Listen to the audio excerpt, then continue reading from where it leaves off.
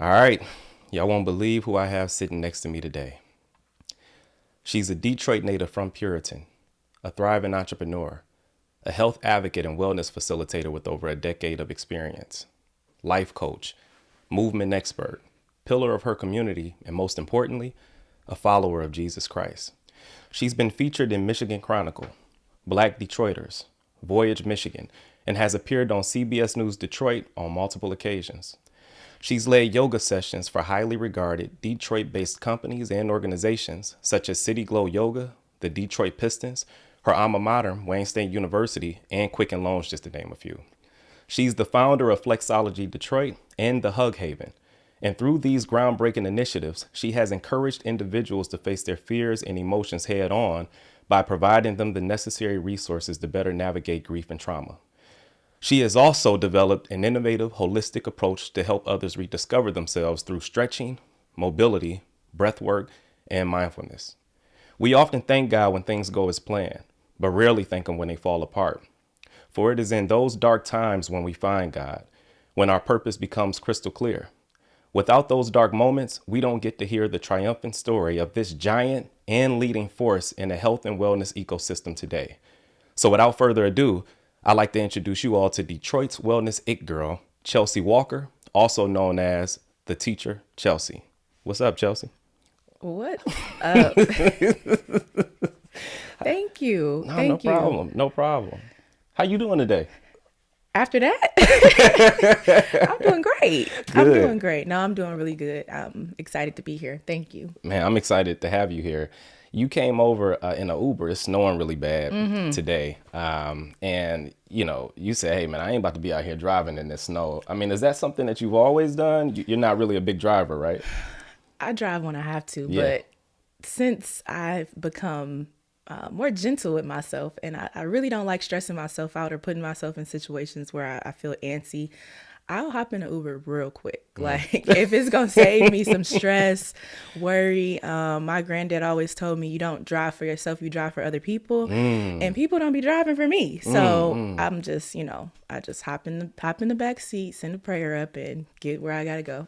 I saw, I think it was Deion Cole. He was on Shannon Sharp's podcast, and he said, well, they was talking about Puff Daddy. And he right, I know I probably shouldn't even talk about this, but he said one good thing about Puff Daddy, some advice he gave him. He said, man, make sure, he was kind of imitating him like, yo, Playboy, make sure, you have somebody drive you around everywhere because, when you got somebody driving you, that's stuff you could be getting done, like reading scripts or even taking naps, so on and so forth. Like that's especially in New York, I think, right? And I don't know if that's where Deion Cole from, but I know Puff Daddy lived there. So he was just saying there's so much more you can get done, while somebody else is driving. You don't have to think about it. Yeah. I think I would hope to not have to drive as much. Like I would love for somebody to just drive me around. Like in a future life, a driver is definitely on the list of necessities. Right. Let me ask you a question. Like now, when you were on your way over here in the Uber, like did you meditate or did you do some breath work or no? I'm not going to get on here and lie and say I did any of those things, but I did kind of look over my schedule for later today. Nice. Obviously you wouldn't be doing that while you're driving, or at least we hope you wouldn't.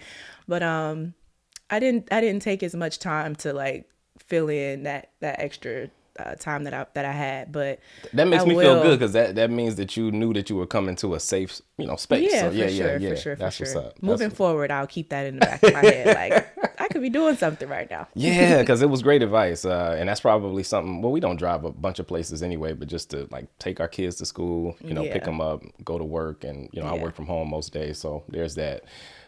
So let's get into your background. You grew up off of Puritan, right? I did. Okay, just describe to me the environment, like the neighborhood, your house, who lived there with you, mom, dad, siblings. Shout out to the West Side first. That's what's up. But so I grew up with my mother and my other siblings. So it's four of us. I'm the youngest of four. As far as growing up on Puritan specifically, my mom had a home on Sussex, and then my grandparents had a home on Coyle. They actually still own a home on Coyle. So it's just the neighboring block. But I enjoyed it. My siblings, we're all kind of, stair step. We're like a couple years apart, so we're close in age. Didn't grow up with my father in the home, but He was around. I was very close with my grandparents. We spent a lot of time with my grandparents, who literally did everything for us. But as far as the neighborhood itself, I had a time. Like growing up, I had a time. Our block specifically was known for like the block parties. So all the neighboring streets would come and they would, celebrate with us for different holidays and things like that. It was a park at the corner of our block. It wasn't initially, but they ended up building a park a couple of years into us staying in that area. So we always had a bunch of other, kids and teens in the area. I went to schools in that surrounding area, if not on Puritan specifically, then like a couple blocks over. So I went to Ludington, that sat on 7 Mile, or used to. I went to John R. King, that was on 6 Mile. It now is on Puritan. And I really enjoyed my time like in that area. I spend a lot of time there still because my mother and my grandparents still own homes on Puritan. But so much has changed from my upbringing to now. And that's something that I feel very excited about, because I see a lot of intention being put into like the businesses that are open. Change for the better or worse? For the better, oh, wow. For sure, for the better. Obviously there's still lots of room for improvement, but I'm seeing people. Nothing's perfect, so yeah. Right, I'm seeing people being intentional about putting things in the neighborhood. Oftentimes you see those sprouts happening on the outskirts. So knowing that, a lot of my peers or people I grew up with, whether it was the OGs or like my peers specifically, putting things back into that community is definitely something I'm proud of. And I've, kind of involved myself in that effort too, as much as I can. Yeah, I mean, when you did Peace on Puritan, Umoja Village, and these were like free yoga sessions, that was your way of kind of giving back to the community. So was that a no-brainer to you when that opportunity was presented? Well, a peer of mine who is the founder of Umoja Village, his name is Jawan Howard. He actually... Shout out to, you said Gerard? Jawan Howard. Oh, wow. Okay, shout out to Jawan Howard. He actually does a annual celebratory event called 7-2 Day. So a little backstory for people who are not from Puritan. If you look on the dial pad, there's a 7 and a 2 PA. And so like Puritan F, all the things, right? So 7-2 Day, July 2nd, or at least like near that date, depending on how it falls, he hosts different community initiatives, so like neighborhood cleanups or health panels and things like that. And I saw it a couple years ago. It came past my feed and I was like, this is so dope. Like I had never seen anything like that, at least not for Puritan. Like I see whether it's like rappers or just other notable icons in the city putting a lot of highlight on other blocks, but I don't always see that much when it comes to Puritan Avenue. And it's so many like giants, it's so many other really dynamic leaders and thought provokers that are from that neighborhood. So when I saw it, I was like, I want to be involved in this. Yeah. And so we started exchanging conversation, and I presented like a physical movement initiative. The goal initially was yoga, and we've done 2 years, or we're coming up on year 3. Wow. Of that community effort. And it's a good way to stay connected with the people there, right? Yeah, it is. Because that's not something I saw happening very often. Like really just the prioritization of like physical activity is not something that I saw very often. So like being in that community for sure. Yeah, exactly. Being able to create the change that you needed is something that definitely has provided me a lot of joy. Wow, man. And not only that, seeing people who have not escape, I want to say escape, but left the hood, have become highly successful like you, and, you came back, you don't see that too often. And I think that's important because it shows people there who are still there what they're capable of. You know what I'm saying? Oftentimes people don't reach back like that. Once they're gone, they out of there. Yeah, for sure. And I wouldn't even say that I ever left. I definitely will say escaped. I like that you use that word because it's a mindset that you literally have to. You have not to even escape. A physical escape. It's a mental escape. I think. Yeah. So like I have lots of friends that still have never like ventured past like 8 Mile. So like that mindset is something that you do have to literally escape. But I never physically left. Like I'm always over there. Like I said, my family is still there. I'm sewn in, like it's in me, it's not on me. So I'm always in that neighborhood. I'm actively in Detroit. I don't live on Puritan anymore, but I still live in Detroit. So Detroit is like, it's me through and through. That's what's up. What kept you away from, because the negative influences around there, I mean, it didn't stop you from becoming who you are today. What were some of the things instrumental in helping you to stay away from those things? I mean, was it faith, religion, your mother, grandparents? Like, describe their impact on keeping you from falling susceptible to those negative influences. Yeah, I would say it was a culmination of all of that, honestly. Everything negative didn't fester in me in a negative way.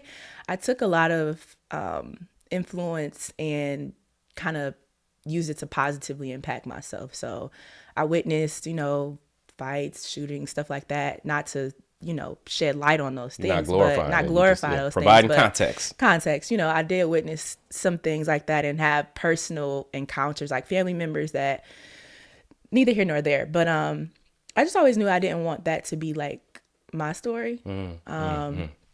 But I also had a lot of really positive influence as well. So as far as like direct family members who may have not, ventured off past those blocks, but I actually saw them operating in home ownership from an early age, entrepreneurship from an early age. And so they didn't necessarily have the resources that I had, but once I kind of like combined those things together, I was able to amplify what I was actively seeing and then things that I learned throughout life. And again, religious background definitely was present. So I grew up in a church. My grandparents and my mother were very devout individuals, if you will. So I always had those roots in me.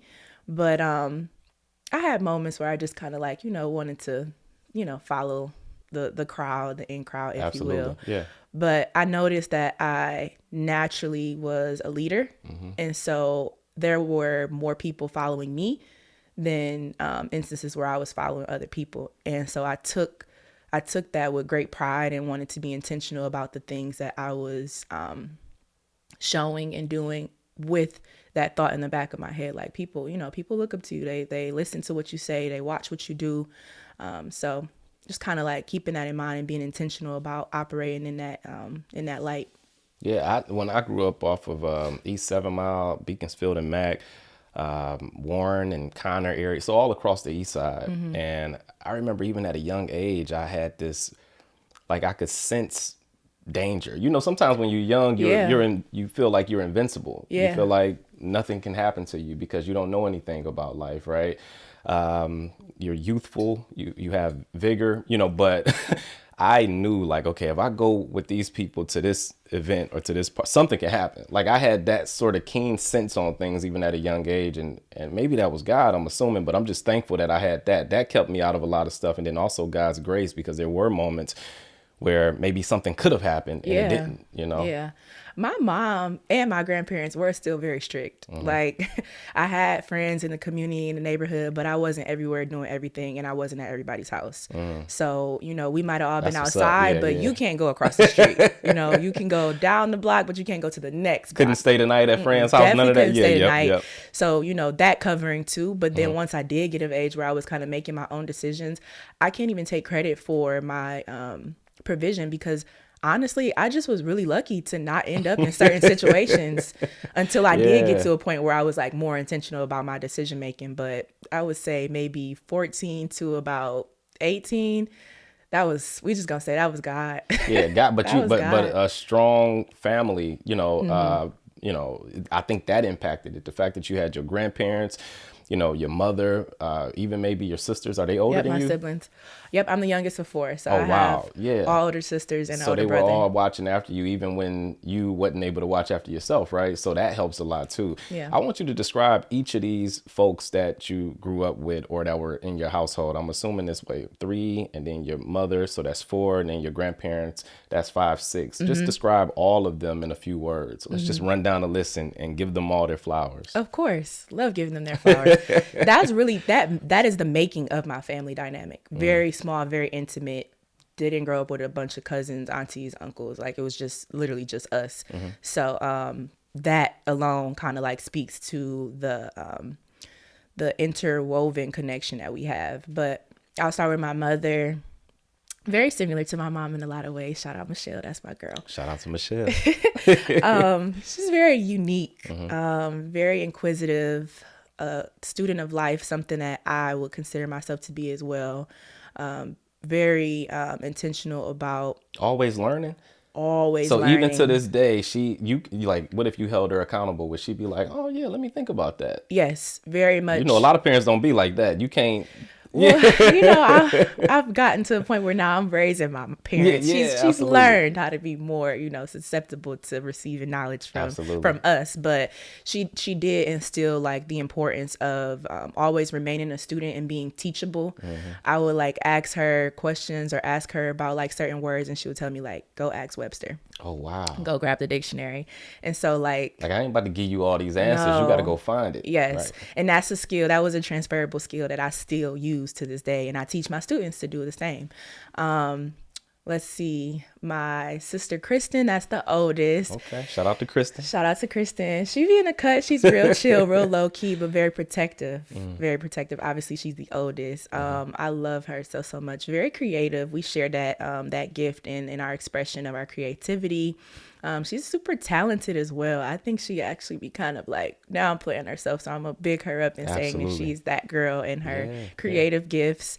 My sister Cherish, that's like my best friend. Like, well, she is my best friend. She's it's not a middle. She's the second oldest. Second right? oldest. There we yep. go. Okay. Yep. She's like my best friend. I actually lived with her for a little bit of time. So you remember I referenced like actually seeing home ownership being displayed at an early age. Yeah. My sister Cherish has been an entrepreneur since she was like 16. Dang. Yep. She owned a hair salon. She's still actively practicing real estate. Wow. And I lived with her for a little bit of time. Like in my high school years, I stayed with her and I was like raised amongst her children. But she's taught me, without taking credit away from my parents, she's taught me everything, like everything. Actually being a peer in like the experiences and the overall like growth that we shared together, but still kind of having me by a couple years. So she was able to like give that wisdom from first person point of view. And so that's something that I definitely will always be grateful for. But it's not even taking credit away from your parents. Like my brother-in-law, he is the oldest. Well, they have an older brother, but within their household, my wife and her sister, they're twins. So they have a brother that's a year older. And when they were like babies, pretty much the dad told my father-in-law, he told the son like, hey, you better watch after them, blah, blah. He gave them something to do. So the hope is that your older siblings will help cover a lot of those blind spots that you might not see. So that's all a part of it. For sure. And my mom was a single mother, so there were blind spots for sure. Yeah, if she had work and all that stuff. So I got the best of it. I had all of the all of the covering, all of the protection. My brother, he's also really chill. Shout out to Christopher. Chris. He third oldest. Yep. Okay. Yep. He's super silly, super laid back, very protective, of course, but just kind of like in the cut. So like a very observant person. And I didn't realize until I got older how much we shared in common as far as like our thought process and just taking our time to actually like observe things and be intentional in our relationships. He prides himself on his loyalty and his friendship, so that's something that I definitely learned from him. That's what's up. And really just his loyalty in general, very loyal. It's something that I definitely I value in him. And then my grandparents, we don't have enough time to talk about them, but I will definitely say my grandmother, God rest her soul, she taught me how to be a woman, like how to embody all of those feminine, for lack of better words, traits. So cooking, tending to the home, and not even just like those. Oh, I saw some of your dishes too. You be whipping up stuff, but go ahead. Trying, little this, little that. Not even so much just like the domestic skills, but honestly just in her full existence. So like taking your time to really pay attention to like your tone when you speak, how you carry yourself and how you care for yourself. And that's something that I observed. I learned from observation, but I also learned from her actually taking the time to teach and tell me these things too. So I spent a lot of time. So not only was she teaching you, but she was exhibiting it in the household with your granddad. Yep. Right. And I would say I learned a lot of my current faith practices from her as well. I always found her in her word. Like she kept that Bible open. And that's something that I didn't realize I valued until I got older. And then it kind of just, how you don't even realize a memory that's present until somebody isn't here anymore. Yeah, facts. And so After her passing, I noticed how many things that I had really just kind of absorbed from her. So I definitely was a sponge to her entire life. And my grandfather, that's my baby. I love him. Wow. Love my grandfather. I He saw is y'all literally working out together. The first time he had on jeans, right?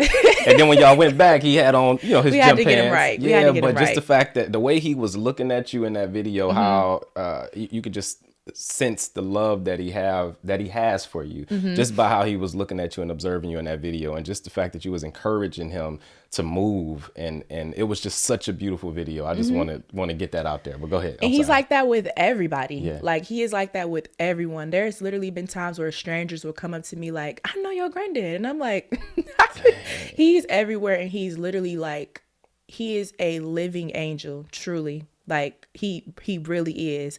And I actually called my sister a couple days ago. I had woke up out of my sleep and I was real emotional. And I called her and I was like, I mean, I know his name is James. I know that's a biblical name, but I never took the time to really like look into the story of like who James was like as a disciple. And so when I started kind of like reading and learning, I was like, this is our granddad. Like, this is really this man. Wow. He's just, he is. So it's important who you name your kids as yes. too, right? Yeah. And too, this theory, this is kind of off subject, but like not even knowing who this person would grow up to be.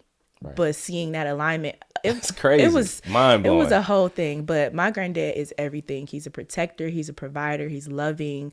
I don't even have enough words to describe how much of an amazing person he is. And he's very much like my anchor in a lot of what I do. Yeah. My sister used to always be, because she reads the Bible a lot and she talks about David and how maybe parts of my story aligns with his, and I'm hoping that it's the right parts and not the like all the concubines and messing around on his wife and stuff. No, none of that. But yeah, but it is crazy how there are a lot of those similarities right there. Yep, those overlaps. Wow, man. So you have a village of people who are responsible for the person that we see today, pretty much. Yep. Wow. What high school did you go to? I actually went to John Glenn High School. We're not giving no props to John Glenn. It's out in Westland. But I will say going there was an effort on my mother's behalf to kind of like take me out of just what I already knew and expose me to something Let you more. see something else. Yeah. That was her intention. But I honestly feel like I learned more from being in DPS than I did when I was out there. But there was still some benefits to it, just seeing. That's what I was going to ask. What was your experience like there? I was very active, so I literally played every sport that was accessible to me. I made lots of friends, of course, but honestly, I spent a lot of time in emotional frustration because I was still going back to the inner city every day. So I would come out here to Westland and my peers, they already got cars and, they're living in nicer homes or just nicer financial situations, I guess you could say. And then I was like packing up and going back to the city every day. And so it kind of like planted a little bit of frustration in me about circumstances that were out of my control. But it definitely ignited a fire because I started my entrepreneurship journey there while I was still in high school.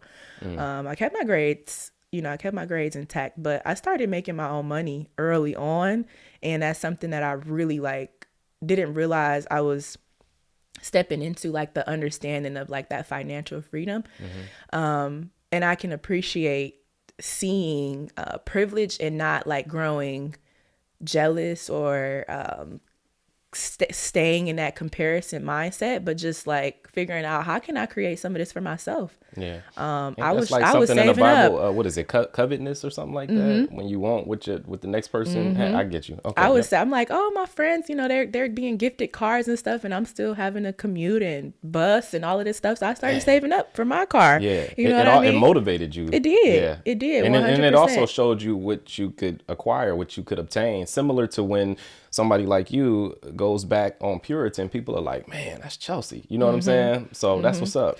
And honestly, my peers out there who were living in Westland, they glorified my lifestyle. Like everybody wanted to be like from the city and all the city rappers. It's crazy how it works out like that, right? Yeah. And I'm like, we can switch. If you want to swap, let's swap right now. We can swap. I'll take the breakfast ready in the morning and the commute to school in your own car. I'll take it. You can come over here, no problem at all. But I will say I did take a lot of tools from my time there, because it's certain things that I saw being provided to my friends that I know for sure that I will want to provide to my, to my future children, if that's what God sees for me. So it wasn't all bad, for sure. How was your mental health as a teenager? Ooh, mental health as a teenager. It was a lot. It was not healthy. I will say that. I did not have a healthy relationship with my mind. I was definitely very emotionally lost, confused, conflicted. I didn't really know how to navigate my feelings. And I kind of masked a lot of that, and it ended up just kind of like evolving into mental illness very early on. And that's something that, What type, if you don't mind me asking? yeah, for sure. It's something that like really like changed the full trajectory of my life. So ninth grade, trying to navigate this big shift from being like actively living and going to school in the city to being kind of removed from my familiar surroundings to a completely different environment, all while still being required to like maintain a certain, grade point average, because my mama didn't play when it came to the grades. But I grew really frustrated with just a lot of personal changes that I was going through. My mom started having some personal concerns she was navigating through. My dynamic with my dad was a little rocky, and I really became like very depressed, extremely depressed, actually. I later ended up being diagnosed with bipolar disorder. Wow. Early on. I did not accept that diagnosis or respect the knowledge of like the professionals that I saw.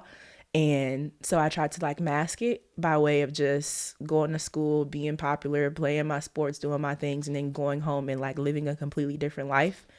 So you would go from being like up here emotionally to just Literally. Oh, I got you. Wow. Like the analogy of like wearing a mask, it was literal. Like I literally would like dress myself up and then dress myself down every single day. And Which can be draining too. It was exhausting. Yeah. I had a suicide attempt when I was in high school. I did. What grade? Yep. Transitioning into 10th grade. So like that in between 9th, 10th. Yep. Wow. It was, I don't even have the words, honestly, but by God's grace and I'm still here. Yeah. I remember vividly the nurses, because after that incident, I was required to like go to a mental health facility to actually get professional counsel and to make sure that it was safe for me to like go back into, school and my home environment. But I remember vividly like the nurse who transported me from, where I was at. We don't have to go into like the details of how, but I remember them telling me that I was maybe an inch or centimeter away from like hitting the main artery. Wow. And I didn't realize how dangerous I had become to myself by not taking the time to share what I was going through, not taking the time to really understand that I was not in a healthy space, even though I looked a certain type of way. And after that encounter, I can't say that I didn't have more experiences that were similar. It just never got to that extreme.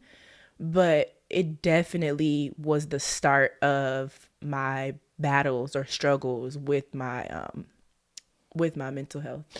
I was telling somebody the other day, you're never free and clear of like your past transgressions or even your imperfections. You just have to be aware and figure out ways to set up boundaries so that you don't fall back into those habits. So it's like an everyday thing. It's never a situation where you're cured. Like even somebody who was addicted to drugs at some point, like you're never free and clear from it. You just got to make sure that you continue to stay aware of it and do what's necessary to avoid it. It's an active practice still to this day. Like it's an active practice that you have to stay engaged with. But I can say that I don't want to say I'm grateful that it got to that point, but I will say I'm happy that it did bring some awareness to what I was navigating through, because you were in disbelief in the beginning. I was in disbelief, and I had got so good at hiding how I felt and hiding what I was going through. So I was happy that it put some people on notice, like, okay, she needs help. And once I started to receive that help, I definitely noticed major changes in myself. But again, like you said, later on down the line, I realized like this is not a end. This is not a journey that is going to end. Yeah. This is something that I will have to continuously become skilled at, working through. And hopefully in that development of those skills, I can teach other people. Wow. Okay. So one thing I want to know, what did you see yourself being professionally as a kid, right? And did you actually pursue that once you entered Wayne State University? So I thought I was going to be a brain surgeon. Wow. I was very serious about that too, like very serious. I still got pictures, drawings. Yeah. I wrote a letter to Ben Carson. I Ben got all Carson. the things Yeah. about being a brain surgeon. But once I actually, honestly, the proof was there early on that I was probably not going to be a brain surgeon because I was a great student, but I had, some moments that weren't necessarily exemplary. And so I feel like I would have already needed to be operating in that, I think the same was true with Ben Carson though, right? Oh, See? okay. Yeah. Maybe so. Let me not doubt myself. But he's like an anomaly. He's not, that doesn't happen often. We're not hyping him up. We're not gonna give him that. But anyway, that's good and bad to everybody though. That's for sure. Yeah.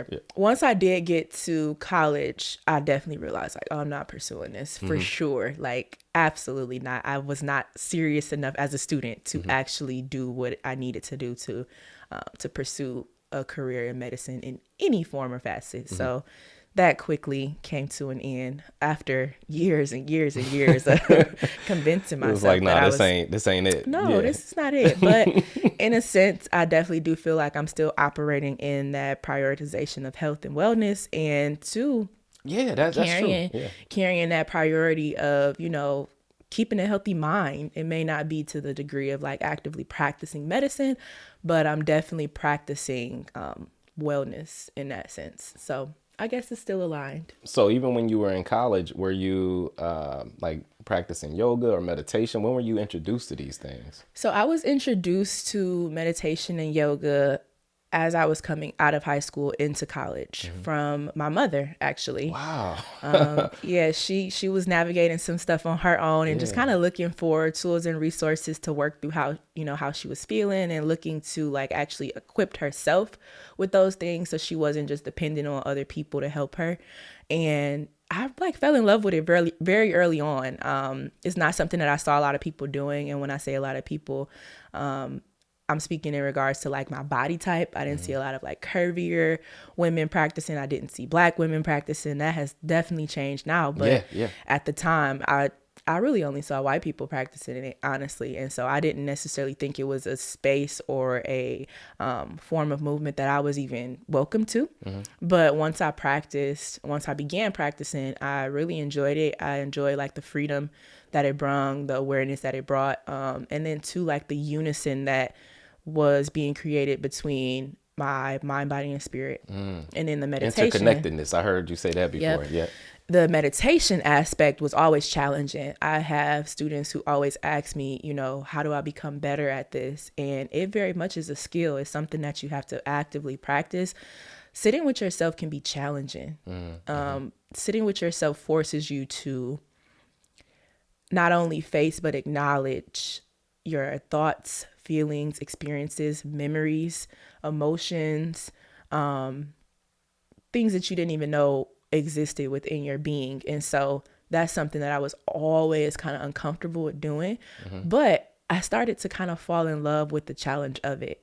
Wow. And I really enjoyed facing things that I had just really grown to mask. And that's what I was going to ask. Like, what were the benefits of it? I guess it gave you the courage to face things voluntarily that maybe before you would have tried to mask or hide, right? It took me much deeper into my story. So much. And that's people are afraid to go that deep into, because you're afraid of what you might find out. Because then once you find out things, you got to do something with it. They are. And in that digging, that subconscious digging, I started to realize, my upbringing was great. I didn't realize that I went without certain things, but the emotional voids were highlighted.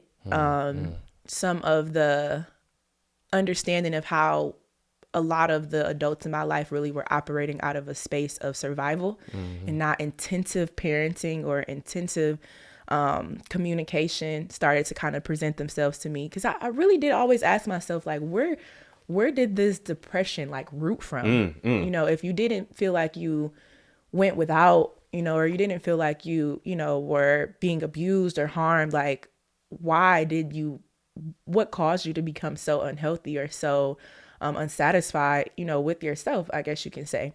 And I was always really confident. Like, I loved myself. I loved how, you know, how I looked. I loved, you know, my talents and skills and all of those things, but I was still very unhappy and I didn't understand why. And so in meditation and sitting with myself and in those practices where I was required to fully face and embody all of those components of myself, I started realizing, like, okay, actually, we weren't really affirmed in this way. Actually, you know, we weren't really taught, you know, certain things, or we weren't really, you know, provided with certain things. And this isn't a, you know, a bash or blame, no, but just but acknowledgement. you get into the root of a problem. It's the same Yeah. thing with a doctor. If they're trying to diagnose somebody, I don't care who's at fault for anything. I'm just trying to get to the root What so it that I is. can fix it. Exactly. And in finding those roots, or finding those voids, I was able to provide them to myself. I never took my self-healing journey as a moment to become like enveloped in victimship. Like, I didn't take all of those discoveries and say, okay, now I'm going to go point at my mom. I'm going to go point at my dad. Because that's the worst thing is to become a victim, for sure. It is. And then it's a rabbit hole. Yeah. Honestly, I had a little teeny bit of life where I was kind of blaming my parents, and then God kind of pulled me into this space where it's like, honor your parents and acknowledge the fact that they're humans before they're your parents. Yeah, exactly. And so it put it back. It put the responsibility back in my hands. Yep. Like, okay, we found, or we've discovered, you know, these voids, or, you know, these feelings, these emotions. Now let's, you know, provide whatever it is that you feel like you didn't have. Okay, you weren't affirmed verbally or emotionally as a child. Affirm yourself. It's dangerous a lot of times too to ruminate on past experiences and to go deep, because you don't want to make the mistake of dwelling there. Yes. You're doing it to fix certain things. You're doing it in a productive sort of way, right? And you don't want to run the risk of becoming a victim. Clinical psychologist Jordan Peterson says that there's virtually no difference in being depressed and thinking about yourself. And I said, dang. So it kind of makes sense, because if you start thinking, woe is me, and this person did this to me, and my mother and my father, then you lose sight of the fact that they're human, that they have their own challenges, you know, so you want to sort of always shift the focus away from you to what's going on outside of you, while still taking care of you at the same time. Exactly. That's why I have such gratitude for my grandparents and my mother, because they always exposed me to things outside of myself, whether that was like traveling, putting me in communities or environments that, you know, are not just my own. Me and my siblings and my mom, we would go out to Birmingham and just drive around and look at the houses. Like, it's not your neighborhood, but just, you know, just see. We used to do that at St. Clair Shores. Just see it. And then my grandparents, we travel a lot with my grandparents. So I was always seeing life beyond my own. And in those moments, like you said, where you are just kind of like focusing so heavily on yourself, it's really important to understand we all are going through things. And that's not to dismiss how you feel, but it helps you understand that you're not alone in this effort. Like, it is a literal communal experience that we are all trying to navigate together. Communal. Great word. Yep. Absolutely. Wow. So full circle moment, because your mother introduced you to yoga and meditation. And then I'm looking on IG and I see that she, she experienced your 6-week training program. And by the end of it, she was able to actually do a splits. And at the time she was 55. So she introduced you to it. And then years later, you ended up helping her to achieve like a huge goal, pretty much. You know what I'm saying? Yeah. How was that experience, like training your mother? It was rewarding, honestly. I kind of had little moments where I was feeling like I was like getting my get back. Like, I'm a teacher. You're just student. Don't tell her I said that. But it was very rewarding. Like, her obviously introducing me to like that physical practice of intentionally moving your body.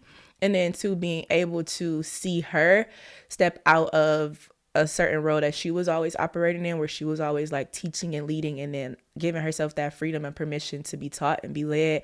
That was rewarding. And then two, seeing me have something that I enjoyed and then taking it as far to become a discipline that now I'm teaching it. Like, I'm not just taking this thing and enjoying it, but I'm actually like using it as a skill to provide to other people, to give back. And I didn't realize like how, I'm gonna just say, like, how good I had become as a teacher to give somebody the skills to be able to do something that they've never done, like, wow, ever. I asked her, I'm like, did you have a little like background in this that I didn't know about? And she's like, no, like, I've never, at least not in the last 40 plus years. So seeing her like really be diligent in being a student, she killed it. She did. She really did. And she was like a great student, was there every day, had her materials on time. Like, she really took my business and my profession seriously, and she didn't just kind of like play it off like, I'm your mama. Like, she was really serious. And that support is essential. It seems like that's the case with other family members of yours, like, your granddad being in the gym with you. I even saw your dad, your real dad, was in the gym with you. So have they always been supportive of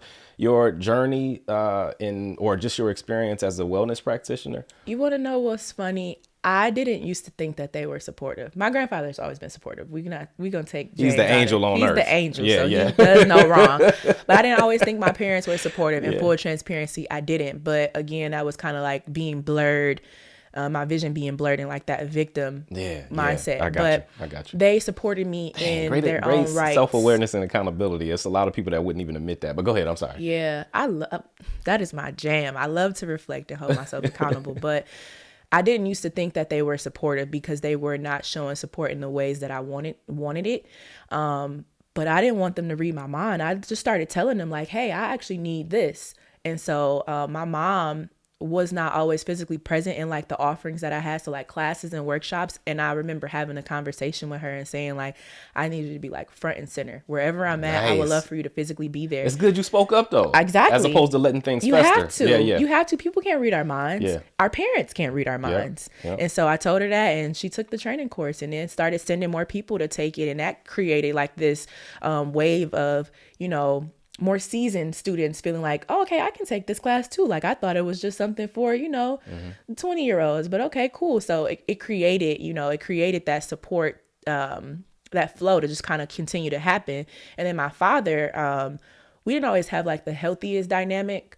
It's definitely, some things that I would have liked to have gone differently within our relationship. But I have to say he showed up in the best way that he could. And so now being in this season of my life, I wanted to be intentional about showing him who I am as a person. And I don't think that he even knew that like physical activity, like working out and stuff like that was something I really enjoyed doing. Wow. And so that video I shared was actually... you actually bench press more than him too. I don't want to put him out there like that, but yeah. Don't let him hear that. Don't let him hear that. That video I shared was actually a small, and I was nervous about sharing it. I get kind of like weird about like sharing certain stuff. I want to keep personal. It's real personal, but I knew that it was something in that someone else needed to see. Absolutely. So I just kind of laid it all on the line. But in that experience, in that moment, I had actually went to visit him. He lives in Chicago now. And I was like, I ain't seen you in a long time. I don't even think you know who I am as a person. You know what I mean? And I don't know who you are as a person. And this would be a great opportunity for us to introduce ourselves. Yeah. And so after like a day of just kind of like talking about all that has happened over the last couple of years, I'm like, you want to go to the gym? And he like, I love working out. I ain't been in a really long time, but I used to love doing this. So we went, and it was just like this shared experience that we had. And I'm like, let me find out some of this innate strength I have is from you. From him. And I didn't even know because we don't know each other. You know what I mean? Like, we haven't taken time to familiarize ourselves. To get to know each other as people outside of the role of father, daughter. And so it was transformative, and it has been something that has allowed me to look at him differently. And it was freeing. That moment was very freeing. Yeah. I had a similar experience with my mother. I went to India for 6 months when I graduated from college. Nice. And I was just kind of bored out of my mind out there. Mm-hmm. So we would have these long conversations. And shout out to my mom, man, because Shout out to your mom. I would be running her phone bill up. She didn't care. She was like, I got to talk to my baby. In fact, when I was at the airport, because this was the first time I had ever got on the plane. And you went to India. And went, yeah. Sheesh. Yeah. Well, we stopped in Chicago first and then, went to Okay. India. 18-hour flight. And I'm in the airport. And it's my mother, my sister, and my stepfather, who I consider to be my dad, Terry, Al Manley. So anyway, we all in the airport. And I'm walking towards wherever I'm about to go in the airport. I turn around, I see my mom break down, like almost like, what was like Florida Evans off of Good Times. The damn, I'm sorry, mom, for cussing, but yeah, so I saw her break down, and then my stepfather put his arms around her. It's gonna be all right. And I turned around, I said, Mom, I got this. Man, I get on that plane, I start boohooing. Toe up. I was toe up. So, but when I got to India, we talked for a long conversations, and I said, tell me everything about your childhood all the way up until when you had me. And I was like, oh my God, I don't know if Mom, please. I almost regretted it afterwards, because it helped me to humanize her so much. And she was telling me like everything, all of the mistakes she made, all sorts of things. But in the long run, I think it was good for me to do that. Now, here's the thing about, on the flip side, years later, I ended up having different views politically.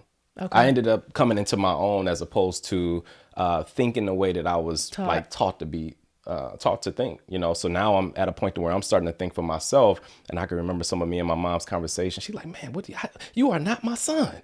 They were really hard conversations in the beginning, but now we're at a point to where we can disagree and learn from each other. So I think ultimately getting to know who your parents are through and through, and them getting to know who you are through and through before they leave here. Yeah. Like, you don't want them leaving here not really knowing who you are, because you want to put on this facade and not disappoint your parents. So what you were able to do with your dad and what you've been able to do with your mother, man, outstanding in my opinion. I didn't want to just continue staying in that story that I was perpetuating about him.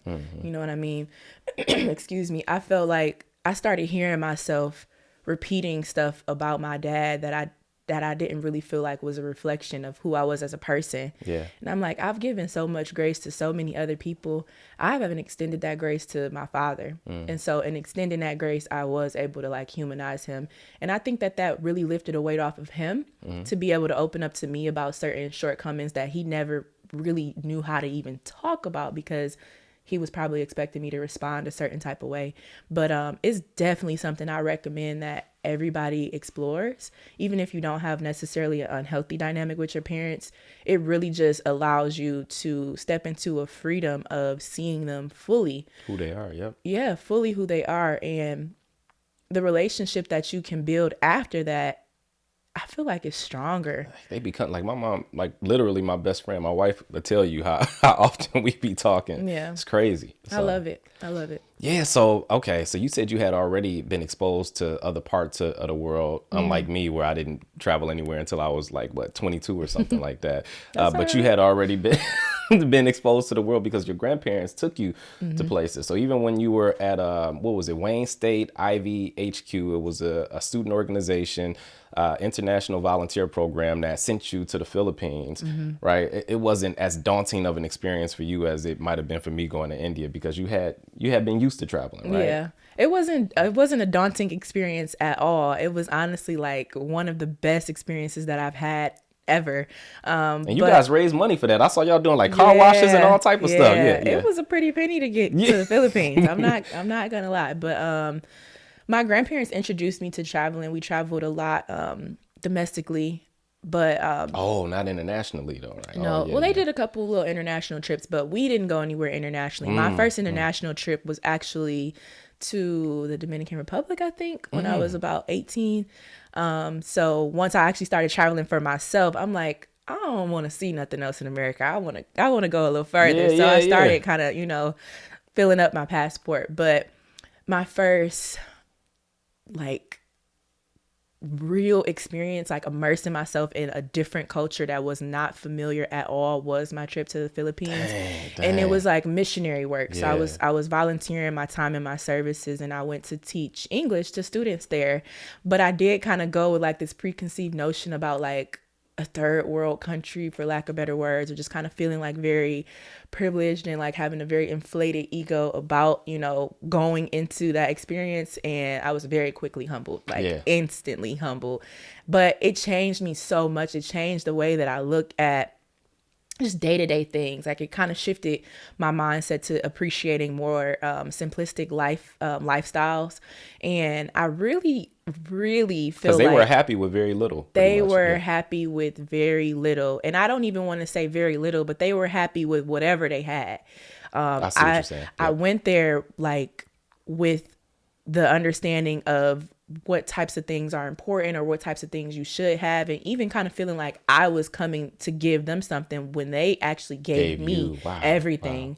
Wow. But you gave them something too, because I saw that video of them rushing to hug you. It was a very emotional moment. A bunch of little kids in the classroom just surrounded you and gave you love. So anyway, go ahead. And it was a beautiful experience. I did kind of create like safety and trust in my leadership there, so I think that's something that allowed them to like really kind of lean into like that love. But the way we kind of like hesitate to give like physical affection is not something that's present there. Like they really are just loving, and they operate in that, you know, in that energy. But like I said, I was teaching English, so I'm thinking like, I'm coming, you know, the English teacher. Wow. Yep, I was teaching. I had second graders and I had kindergartners that I was teaching English to, but they already spoke 3 languages. They like, oh man, we just adding. Yeah, we just adding. So I'm thinking that I'm the value giver, and it's like they already had this massive amount of value and knowledge, and beyond like the physical, tangible things or like skills. Like they were wealthy in love, like they were wealthy in gratitude, they were wealthy in compassion, and those are things that a lot of, you know, our peers or within our community we lack and we're deficient in. So I definitely feel like my mindset was completely changed. I came home and I was just like, I don't want to complain about nothing. Nothing. I mean, when I got home from India, I almost was like, take me back to East 7 Mile. You know what I'm saying? Honestly, like I thought that was bad. Even that, like you said, even that, like literally that mindset exactly. Like even when I did feel like I didn't have, you know, some of the things that I have now, it still didn't compare to like some of the living conditions that they were in. So again, like they were wealthy in all of these other ways, but on just a realistic standpoint, there were certain things that were not necessarily up to code health wise. So like there was not a lot of running water, a lot of like their sanitary processes were not intact. So like, you know, the way they shower and use the restroom, or at least they were not intact based on what I had previously understood. Absolutely. But they was making it work. You know what I mean? They were making it work. And that alone is something that a lot of us can learn from, because we are so quick to complain and speak about the problems, and they were quick to create solutions. Absolutely. And that's something that definitely changed the way that I feel like I just kind of navigate through my day-to-day life. Wow. Yeah. So as a parent, I think, and I often hear like other parents say this, like, oh, I just want to give my children everything that I didn't have. And it's like, well, it depends on what those things are. Exactly. Because it could be love, compassion. Those types of things are good to give children. But when you're talking about a PlayStation or this or whatever other expensive material item that don't mean anything. So I think the more of that stuff that we give our children, sometimes the worse we make it for them, because it's just too many bad distractions. And then places like the Philippines, or even parts of India, you know, like those kids have maybe a greater appreciation for things that matter more, like education, because they're not as distracted by all of the material stuff that don't mean anything, right? Just based on whatever their economic situation is. So exactly. And to another example of that, I went to Tokyo this past November. She got them stamps on her passport. Okay.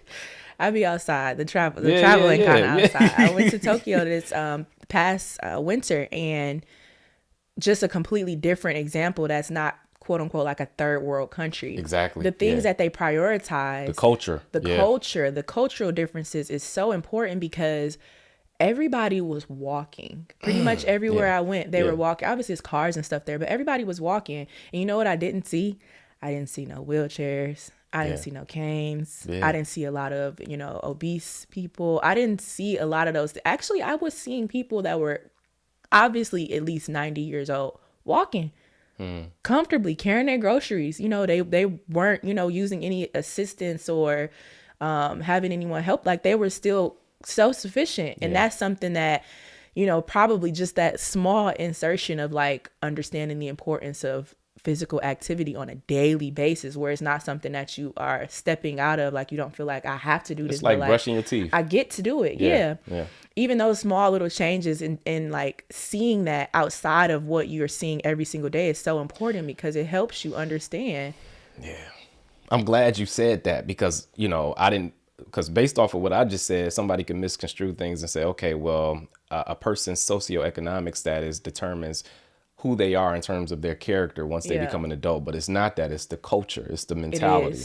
That's the most important. No matter how much money you grow up with, no matter where you grow up, if your mentality isn't right, then those ethical standards and like that right. real solid understanding of what matters. Yeah. For lack of better words, like what really matters, like that foundational, practical approach to living and not just existing. Oh, man. Okay, so you leave Wayne State University. I want to know, like, what were your first few years like after leaving there? Yeah, I left college very broke, which also kind of put me back into a mindset of depression. And I also... So that goes back to what you said later about thinking you in the clear, and then like it pops up again. Exactly. Yeah. That's why I have this thing where I say, like, you have to fill your toolbox. Like you gotta have tools, and you gotta understand that sometimes the tool you use is gonna look different. You know what I mean? Or you may use a tool and you're just using the same tool differently. And so a lot of what I was doing was using the tools I already had differently. It went from like just using like, you know, meditation and, you know, like more holistic approach to life as like my own personal practices, to now we're going to use this as a tool to teach other people so that we can create some money for ourselves. You know what I mean? Like, and again, like the entrepreneurship aspect that I saw from my sister very early on, or like that I kind of stepped into, like hustling in high school, if you will, and actually like making it a legitimate approach to providing for myself. Those were things that I was transitioning into doing, but I was still very confused. Like as to what I wanted to do, how I wanted to do it, how I wanted to like show up in the world, and just really trying to navigate and figure out for myself. I would say I didn't have a very grounded relationship with God as I was transitioning. Even though you were familiar with him, you know, from being a child, but you didn't really know him like that. No, I didn't really know him. Yeah. Nope, I wouldn't recognize him. Like I knew of him, but I didn't really have an established relationship with God. And so that kind of put me in like a very confused and a very lost and easily impressionable season of my life. I'm still grateful for it because I learned a lot. I bumped my head a lot. I made relationships that the younger me would have said I regretted, but I don't. Those relationships, they taught me things. They helped you to be who you are today. They did. You. Okay. And in that process, I ended up where I am now. I don't feel like we say, you know, everything happens for a reason. I don't say everything happens for a reason, because typically we grow obsessed with trying to find the reason. And God don't always give you that reason, or at least when you want it, it might come 50 years later. And it's like, oh, that's why that happened. But I'm not going to be waiting on it. I'm not going to be waiting on it. But I do think everything happens how it's supposed to happen. I like that. That's it. Because that's like a finite thing that you can accept. It happens how it's supposed to happen. And I've just grown to like be content with that regard, for sure. So you were working that's how you were making your money in the wellness industry, right? You were still teaching. I still had other, you know, jobs and stuff here and there, but I was already like actively operating in my business. Wow. Okay, got you. And then you said you were still having your bouts with mental illness too at that time, right? But it didn't get as bad as that one time where you were like a centimeter away or something like that, right? Yep. I made a promise to myself that I would never actively try and like take my own life. Got you. I'm sorry. You're good. It was just, and it wasn't so much, I won't even say at the time when I made that promise to myself that I realized like God's covering. I just felt kind of lucky. Like, okay, maybe that wasn't supposed to happen. And so I made a promise to myself that I wouldn't do that ever again.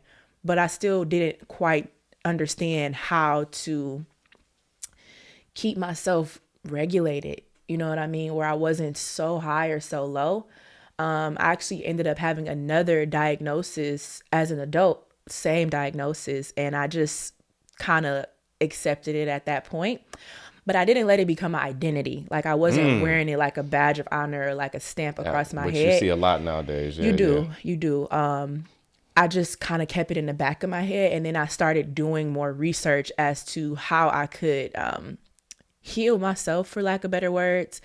Oh, I'm getting emotional. How I could not just exist, but thrive. Like I knew I didn't want to just stay in like a limbo of kind of feeling like out of control. And so I started really, really becoming serious about my health as a whole, not just talking about what you eat, everything, like what I eat, how I communicate, who I'm around, my environment, what I'm listening to, what I wear, like all of those things, all of those little seeds started to kind of be planted at that point in my life, because I knew like if I don't start taking this serious now, I'm going to be the same person 40 years down the line, or maybe I won't even make it to that point. Maybe I'm not the person physically taking my own life, but my actions take my life.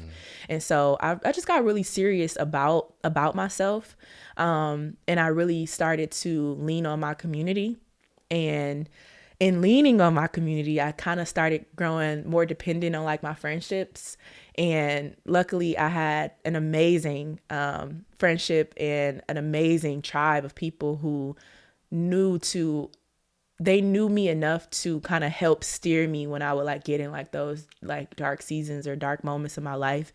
And that's something that I can only thank God for now, knowing that that was God's protection, providing me with those people to help me when I didn't know how to help myself. In that, I started to understand like, okay, I can do this. Like I can do this. I can see, I can embody like what I imagine feeling, how I want to feel, how I want to operate, but still giving myself permission to explore emotions that are not necessarily that pleasant, because those things teach us stuff. You know what I mean? Like if we were only supposed to be at the peak of joy and excitement at all times, we wouldn't have a rainbow of emotions that exist. Absolutely. They all teach you things. It's just how long you sit in them that determines where you go. Exactly. I mean, absolutely. You couldn't appreciate sunshine if there was never a snowstorm outside, like what's happening right now. Exactly. And I love the fact that you said, although you used the diagnosis as a way to, identify what was going on, you didn't make that a part of your identity. And I think one of the downsides to this mental health renaissance that we're living in is that people oftentimes make that their entire identity, and wear it like a badge of honor, as opposed to saying, okay, this is giving me what I need so that I can, get the tools necessary to manage this moving forward. So, and then it prevents you from going into this state of victimhood too. Exactly. Right? Like people, woe is me, and you should treat me this way because of this, mental illness.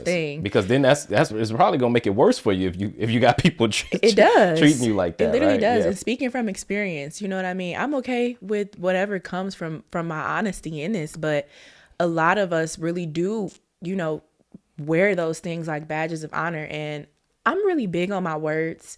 I've become slower to speak, and I'm trying to like really practice. I'm actively practicing taking my time to speak and choosing my words intentionally.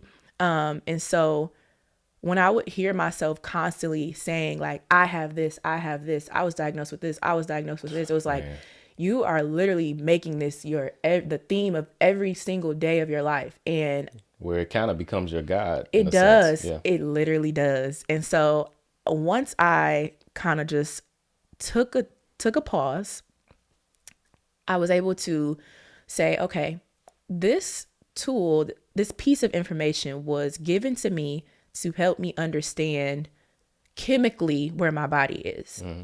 That does not mean that I don't have what it takes, or that I cannot find or outsource other tools, other forms of information to help myself transition into a healthier, more balanced, or for lack of better words, harmonious place. I like that. Yeah. Physically. And once I transitioned into that mindset, I already felt better before I was even actually taking the time to like do the things. I already felt better with just knowing that I can operate in a different way, in a different light. Like this isn't my name. Like I don't have to lead with this. And it shows you how powerful the mind really is. It right? is. It is. And I stopped leading with it. Honestly, I'm not ashamed of any experiences that I've had. And so I'm open about it. And I'm, I respect, But medical professionals. You ain't coming out at the dinner table with your friends like, I'm bipolar. I was diagnosed with bipolar. Right. Yeah, I don't lead with that. You know what I mean? Yeah. Like it's a medical diagnosis similar to, PCOS or a skin condition. It's a medical diagnosis, but you can heal from it. And I feel like I have, and I'm actively healing from that and plenty of other things that I've healed from. There's victory in that. You posted something, it was like a Bible scripture, but you were explaining what it meant, which helped me a lot. But you said, through suffering, we share the sacrifice that was Jesus, so that his life may be seen when we overcome our trials. Yep. Right. 100%. So the suffering is important, but it's also important to overcome it too, because people get to recognize Jesus' death, but also the fact that he was reborn, that he was resurrected, that he lived again. So it's almost something that brings you closer to Jesus when you're suffering. It's also something that we should be maybe even proud of, because you won't grow without it. Yeah. And Jesus did the work. Yeah, he did the work. So Jesus did the work.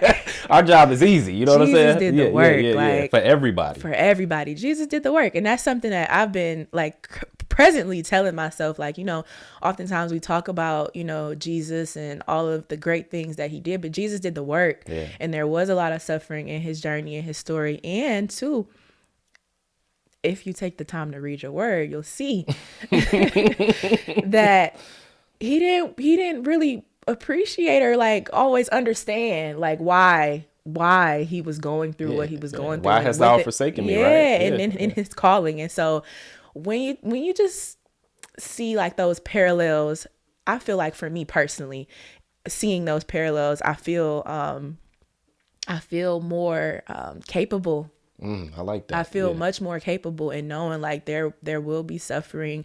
As long as I'm actually taking the time to do the work, there is something to be learned in this journey. Yeah. And typically that is so much better and more profound than whatever the, destination it is that we're trying to get to. Like that part that you want to skip. It's the process. That's the part. It's like the process. That's the thing. Yeah, the process is the gift. It's not, the product that you get from the process. Yep. It is the actual process. It's who you become in pursuit of whatever it is you're trying. It's like it's the process that transforms you in a sense. Yeah. Literally in everything. I've been making that my approach to exercise. Like, it's not the dream body you think you're getting. It's literally the bricks you lay every day when you get up and go. And you don't want to build no weak foundation. No. Because as soon as life throws you a storm, your house just going to come falling down. So it's important to make sure brick by brick, I'm building this the right way. No shortcuts.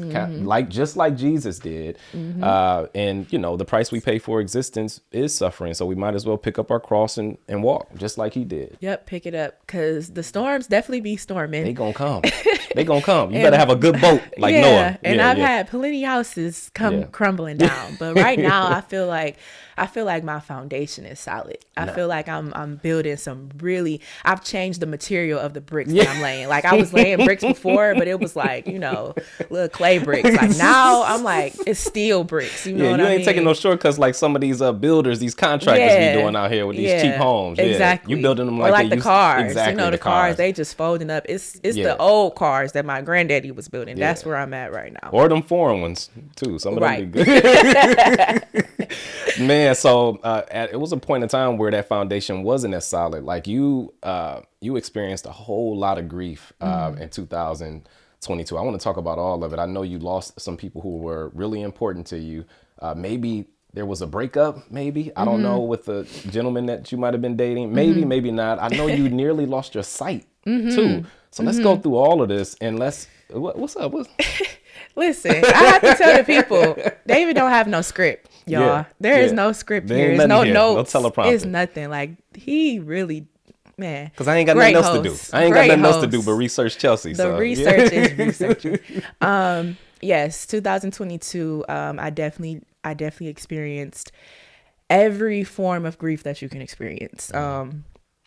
if I had to name that year, I would just name it grief. Like it was a lot. But 2022, March 23rd, 2022, my best friend of 12 plus years and her son, my godson, who was 10 months at the time, they passed due to carbon monoxide poisoning. Wow. She was actually waiting in the parking structure of Harper Hospital to pick up her mother, who was like at a visit. What? Yep, they passed. The unexpected, just random occurrence. How old was your godson? He was 10 months, and she was at the time 25. Wow. Yep. Yeah. Yep, 25. Wrecked me. Like, take me through that. Wrecked me. That day when you received the call and heard the news. Like, just if you can describe. Yeah.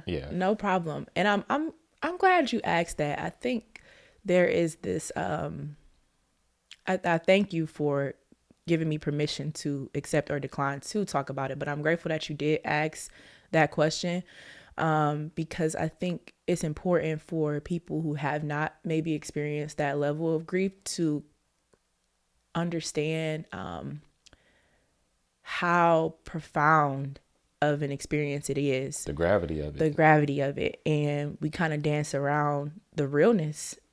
So much so that when you do have that encounter, you're knocked off your feet. Right. A lot of us are living in a fantasy world because we've never lost anybody close to us. We haven't. So even hearing the story from somebody else get help. It's too much. Yeah. It's either too much or it can help for sure. Gotcha. I see what you're saying. Because before I even experienced anything, like my mother used to talk about stuff when I was younger. She'd be like, oh, I'm not going to always be around. I'd be like, Mama, stop. Yeah. I don't want to hear that. Literally. Yeah, so, let's not talk like that. Like, right. Not the case anymore. But I want to hear. That day. Go ahead. Yeah, we have to have these conversations when you're ready. You know what I mean? Like, had it been 2022, I might not have the capacity to talk about it, but I have that capacity now. So yes, I got a call from my best friend's little sister. She called me and she was like, go to the hospital because Kelly and Kanan just passed. And I was like, I don't know why I said this, but I remember saying, I was like, stop playing. And she was like, why would I play like that?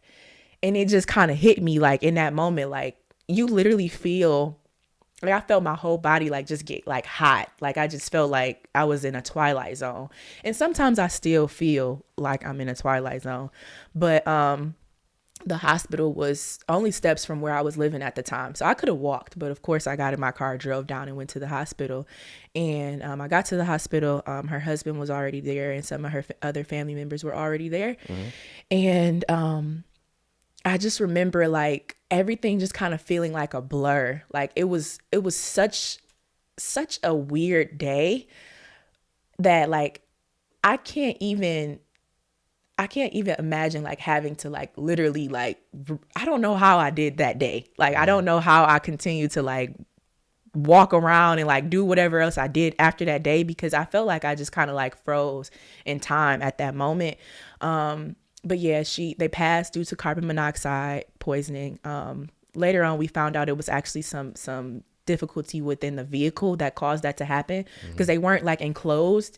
They were in a public like parking structure that's like open, but there was some malfunctions within her car that caused that to happen. And so the hospital, obviously she was at the hospital, the irony of that, but she had already passed by the time someone noticed, that there was something that happened, because her mother was calling like, I'm finished with my appointment, like pull back around to the front door, but they had already passed. And they called her husband. Her husband found them and had to, remove them from the car. They were transported into the hospital and they were pronounced dead at that time. And it was literally like one of the most traumatic experiences I ever had, because I went through every wave of emotions that you could possibly feel and experience. One, like disbelief, like this didn't really happen. Once I get there, I'll be able to figure out what she's talking about. This didn't really happen. But like actually having to accept in that moment, like, no, this really did happen. And then you go through this list of like, who's the first person I tell? Like, who do I call now within my camping community to tell them like, hey, this happened? I called my mother and my grandfather, and they pulled up like instantly and was just, trying their best to accept what transitions would happen then for me. Because like you said, I was that person who always talked about how I've never experienced grief. I've never lost anybody. And I was kind of saying it like in like I don't even know what kind of way now, but I was like, I felt honored. Like I've never had to go through that. You know As what if I mean? it wasn't going to happen. As at if some it point. wasn't ever going to happen, because I did used to shut down those conversations about my grandparents more specifically. Because in my mind, death only happens once you get old. So it was just kind of like, I'm never going to go through that. You know what I mean? My grandparents are so great. They just going to be here forever. Like the people in the Bible, they going to live 900 years. Yeah, but Jesus going to come back before. Exactly. Yeah. I really was living in that illusion. But once that happened, I was like shocked into the reality that, all of our stories will end. We don't know on what chapter they end, but there is an end. And in that, I was shocked. Like I was shocked. I was angry. I was frustrated. I was irritated. I was hurt. Like I was everything, because like I said, my family is very small and intimate. So I took great pride in my friendships. Kelly was like family. Like she was family. I've known her again. She lived on Puritan. I'd known her, and I had done so much life with her, being kids, being teens, being parents. Well, I'm not a parent, but watching her transition into being a parent, becoming a wife. Like we had so many of those life experiences together, and we had made promises to have more life experiences together. So I just was kind of like bombarded with all of those questions all at once, while still having to pick up my cross and take care of like what needed to happen immediately after. Her family trusted me to be heavily involved in the process of her homegoing. Wow. So picking out her casket. What an honor, man. Wow. What an honor. Picking out her casket, the funeral arrangements, all the things. I wrote her, not her eulogy, but I wrote the obituary, like wrote it myself. Went to go talk to her family to get like backstories about who she was before we met. But like what honor to like be so involved in your transition. And I did her makeup. Wow. I don't know how I did that, but I know that she wouldn't have wanted anybody else to do it. So I literally had to again pick up the cross and just find the strength to do that. And to, being a support to her family, who were her family before I came around, her husband, her sister, her other siblings. She had lots of siblings. Her mother, she's passed now, but she was still living at the time. Like just all of that. It was a lot. You did the makeup. It was a lot. I did her makeup. And I'm grateful for that experience too, not to go too into detail, but that gave me at least one little moment of intimacy where it was just me and her. Just you and her, yeah. Before I had to share that, heaviness with everybody else. Yeah. And it probably prepared you too for the funeral. It did, because that's not how I saw her when she passed. Like in that first moment, they still had like this liveliness to them. So I was still kind of stuck in like, this is a dream. Like this is a really sick dream. Maybe this hasn't really happened. But in that moment, it was like, no, she's really gone. And now we have to prepare for, what's to follow in this process for you, what this means for you, how your life will look like beyond this. And I didn't have all the answers, but I did have to like really, it was like a period. Like I really have to like actually let this be, what it is in this moment. Man, so it wasn't any easier, obviously, when your grandmother, she passed a month later. Exactly, 1 month. And I saw the picture of you, like, rubbing her hair, consoling her. This was different in a sense that, well, obviously, this is your real blood relative, somebody who you consider to be like a mother. You were her caregiver during this time, and the death was expected, I'm assuming, right? Versus your friend, where it's like, and your godson, where it's totally unexpected. Yeah. 25 years old, 10-month-old baby, right? Yep. So just walk me through that. And yeah. Exactly 1 month later, I was literally like, God, are you trying to be funny? Like, is this some sick joke here? When I say I was I was in such disbelief. We were in a sense kind of preparing for my grandmother's transition, but some of my siblings still hadn't really accepted that either. So it wasn't as smooth of a transition as we would have expected it to be. But for me, because I had been spending so much intimate time with her in those last months, I was able to ask her certain things, like certain questions I had always wanted to know, and just you had that intimate time. Just really just enjoy like being able to operate in a role where like now I'm kind of like giving you something. You know what I mean? I'm caring for you. I'm taking care of you in this moment, and I felt it felt like a privilege, like an honor to be able to do that for her. But it still was heavy. It was still very heavy when she did actually pass, because all of the things that she would say, it became true. Like she would tell us all the time, like, y'all gonna miss me when I'm gone. Like when we would be in trouble or something, and we'd be like, girl, we ain't thinking about that. But it instantly became like true right away. Like, I mean, within the hour of getting a call from the nursing facility that she was at, that she had passed, I instantly was like, I miss you. Like, I miss you so much. I want to have to go and, you know, grab all of the stuff you was asking me to pick up that I didn't want to while you were here. Now I wish I could get a call from you saying to go grab something random from the grocery store or something. It's kind of weird because you still had the numbers in your phone, you know, with your best friend, your grandmother, and it's like, man, I can't. Nobody's gonna answer when I call. Yep. Yeah. And two, just trying to like be able to look at my grandfather in that light. It's always been them.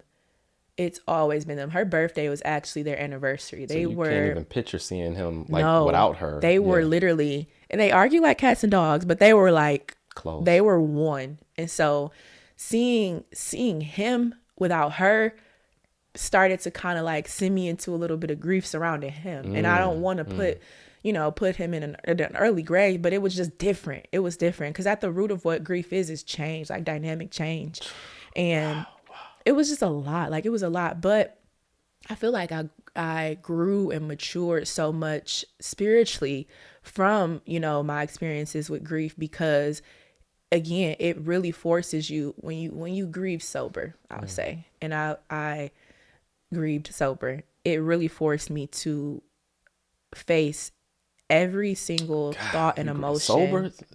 I did. So you no liquor, no nothing during this time. Like you, for the most part, I didn't intentionally like cut it off cold turkey until recently. Yeah. But I wasn't suppressing my feelings. Like I was sitting in it. So that's the question I was going to ask too. First, before we get there, I want to talk about the eyesight, right? And if there was any more forms of grief, whether it was a breakup or leaving a job. Oh, it was a lot. The whole year, every month. Yeah, every month. Literally. That's why you said you titled the whole year grief. The whole year was grief. Yeah. After my grandmother passed, what else happened? It was so much. Around my birthday, I did temporarily like lose my eyesight. What? I had a rare form of like progressive vision loss that I was already kind of like battling leading up to this, but I don't know if I just wasn't like taking care of myself as much as I should, but like literally on my birthday, I was in the hospital. I was in the hospital and like battling like a very severe medical occurrence with my eyes. And it was crazy. Like I literally remember like just feeling like I can't catch a break. Like what is happening? Like did I do something? Like at the time I was kind of holding the loss of my best friend and my godson and my grandmother as if it was like a result of something I had done. And so then with the, loss of my sight for a moment, it was just, I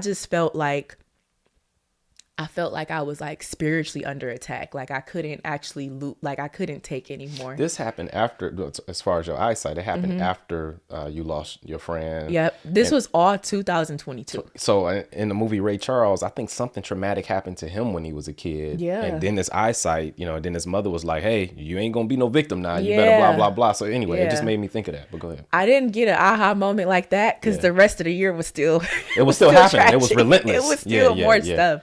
I was dating a guy at the time. He ended up telling me like, yeah, it's not working out.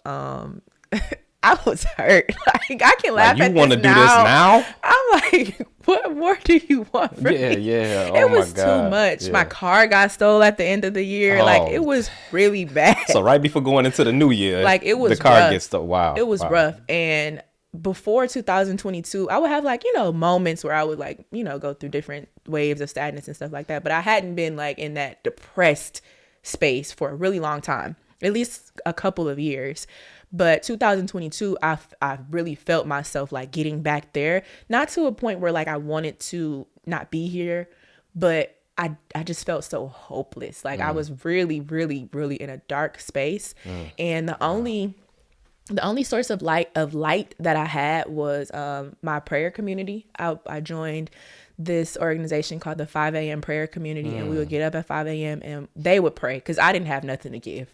Wow. I was just on the call. Which is better than nothing. I didn't have you were on the nothing call, and that's give. what I was going to ask. What were some of the ways in which you coped with the stress associated with grief at this time? Yeah. Well, before I got dumped, it was the guy, but that was like a little coping mechanism. But after that ended, it was the prayer community. That was really about it. And I take that back. So God is so good. I'm just not, as I'm talking through this, I'm just realizing my best friend now, because I've been blessed enough to have another friend who has been literally everything for me. Let's shout her out. What's her name? Shout out Brittany. Shout out Brittany and Dorian. Yep. Shout out. They're a beautiful couple. They both my besties. But I met them towards the end of 2021, going into 2022. I had actually introduced Brittany and Kelly. Oh, wow. Like, wow. Around, it's so funny. I'm going to show you after we finish filming, but the very last picture, that me and Kelly took was the day I introduced her and Brittany to each other. And so we have a picture together, like all wearing the same color. It's crazy. And she died just a couple of days after that. So I technically never had a moment where I didn't have a really good friend. Wow. As she passed, I was growing closer with Brittany, and we would work out. Like, we were getting to know each other. We were working out, going to the gym, like just building a friendship without expectation. When you're younger, you see somebody is like, I like you, you like me, we besties. Whereas as an adult, you really are more intentional about like, do we like the same things? Do we have the same interests? Do we just vibe when we together, or is this something I'm just trying to make happen? And that was never the case. Like, we just organically grew together. And so I remember I had kind of took some time away from like my faith practice, and I was doing all type of other stuff in the world, just trying to figure it out. And I hadn't been to church in a really long time, a couple years, like some years had passed. And the first time I stepped foot in the church again was for my best friend's funeral. Wow. Yep. And then shortly after that, Brittany and Dorian had recommended me to come to church with them. And so I started going to church with them, and I got baptized. And so aside from like, going to the gym and stuff like that in a prayer community, they were keeping me upright, because had they not been literally to my right and my left, I would literally just like have just fallen into everything I was going through. So, I have to say they really did keep me. They kept me. Brittany I gotta and Dorian. give them that. Shout out to Brittany and Dorian. Yeah, they definitely kept me for sure. And I don't even think that they knew or realized how much of an impact they were making in my life by just being good people. Yeah. Like literally just being stewards. Genuine. Like they were just operating in who they were. Like they were not doing anything for anything. They were literally just being themselves. Wow. Being diligent, loyal, supportive, literally pulling me back into my faith and giving me everything that I didn't even know I needed. So I'm so appreciative to them. But yep, the guy that I was dating in my little prayer community, that was all that I was like holding on to as long as I could. And God was just kind of pulling away everything else that was just, it was time for it to end. I didn't see it as that. I felt like I was. He wanted you to completely rely on him. Yeah, So you I got did back. Not want to hear that at the time. I know. Yeah. You got back to you got baptized, right? So you got your certificate of baptism from Gospel Tabernacle Church. Yep. How was that experience? It was amazing. It was absolutely amazing. I was baptized younger, like as a as a child, but that was my first time choosing to operate do it. and choosing where you were fully aware of Yep. what was happening. Yep, choosing Jesus Christ as my Lord and Savior. And it felt amazing. Like, I can't say that like I instantly felt better right after that, but I felt hopeful. Yeah. I feel like when you lose hope, that's like a very dangerous place to be. And so it restored my hope. It restored my faith. And I didn't understand how everything was going to go after that.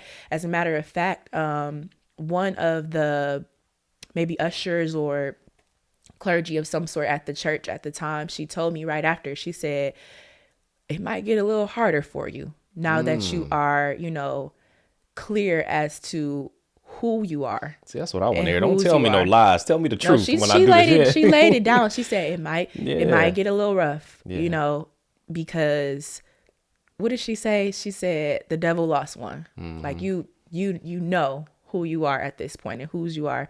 And so if it does get challenging, don't think that this is a punishment for you, choosing to be born again, but just understand that, in this suffering, you're going to grow stronger. I forgot what scripture it is where the dude cleaned his house, right? To rid it of like bad spirits or something like that. Then he left the house and came back and brought 7 more that was stronger. It was something like that. It literally felt like that. Yeah. Like, but I didn't even think back to when she said that. When it was happening, I was just still like, oh my goodness. Yeah. But, hindsight, I can say like, there were more challenges that happened in there and I was constantly being tested in that. But, I stayed faithful. And I did. You stayed active too. I did. Flexology Detroit and the H.U.G Haven both were born in 2023. 23. Crazy. Yep. You were busy. Yep. Some of it, no, none of it. Some of 2022 was me staying active in an effort to run, but 2023 I was not running. Like I was just fully anchored in like, listen, we are claiming victory over our lives, and in that you gotta take the good with the bad. And I don't like saying good and bad. I feel like they're subjective, but you just gotta take you have to take it all. You know what I mean? Like equip yourself, surround yourself with people that's gonna help you when you don't know how to help yourself, but understand that you're gonna get through this. You are gonna get through this. And as 2023 started to unfold, I actually started to have a lot of gratitude for the challenges and like trials and tribulations I was going through, because after I was on the other side of them, I felt like now I have a real experience to show me a true testimony that God is real. God loves me. God kept me. I was provided for through all of that. I wasn't working in 2022. So I don't know how the bills was getting paid. Food was being given to me. Like everything worked out exactly how it's supposed to. And I didn't have that before, or at least I didn't recognize it before, because, I mentioned, I didn't even think that my effort to, harm myself and still being protected and being kept here, I didn't even give God the glory for that. So it wasn't until, going through everything that I went through in 2022 that I really was like, okay. And that's not to make their death about me, but there was some residual hurt that took place as a result. And seeing him just work and bring me back to and I don't even say back, but bring me into a different version of myself that, can carry those burdens and not be completely crushed by them like that. It kind of showed you what you were made of. It does. You got to go through things to figure out what you made of. You do. And I was the person who always jokingly would say like, please don't put me on the strongest warrior list. Like I'm tired. But after that, I'm like, okay, you said I'm on a list. All right. I'm on a list. You know what I mean? There's plenty of people who lost their parents. Dame Dash, Mike Tyson, they lost their parents at like 15 and 14. And they said that after that, life became very much real to them. And Dame Dash even said like, okay, well, what else you gonna throw at me? There ain't nothing else you gonna throw at me that's gonna kill me after you lose your mama at 14. So literally. And I felt like that. And I was careful to not say those words because I feel like my words are powerful. Right. Because it can always get worse. It can always get worse. Talking like, what else can you? And then I wasn't doing that, but I did have that in my mind. You felt more confident. I'm confident that there is nothing that I will go through where you will not be with me in it. I'll just say that. Because it ain't you. It ain't you. Exactly. It's God in you. It's God in me. Wow. And so that is something that made me feel like, okay, yeah, I can do this. And I had been searching for so long for that little piece, like that little thing. that was the missing link. That was the missing link. This whole time. All along. Rest in peace to your lovely grandmother. Rest in peace to Kelly and Canaan. Canaan, yes. Canaan, you got a Kelly Grant Scholarship Award that you did last year. I believe it was submissions occurred around, or maybe the deadline was like June 15, 2024. And $550 awarded it to an artist, you know, and they had to either create a essay, 500 words, or some art piece centered around legacy. So through that scholarship, her legacy will continue to live on, man. Shout out to you for that. Beautiful. I never even really cared about like legacy or anything like that prior to that, but except for the Jay-Z song, I know exactly. we all like that. Yeah. That was my song. But besides that, there wasn't anything else that, you know, I really cared about as far as like legacy, or at least I wasn't thinking about it. It wasn't in my awareness yet. But after she passed, I realized like life really does go on for people. As it should, as it will, is inevitable. But I wanted her to still be remembered for who she was. I didn't want her story to just stop at, you know, young mother dies in a car. And that's what I was seeing. Like I was literally seeing that her story being told by people who hadn't experienced her. And so I wanted to get in the writing process of who she was as a person. And in creating the Kelly Grant, I was able to create that from my personal experiences of who she was.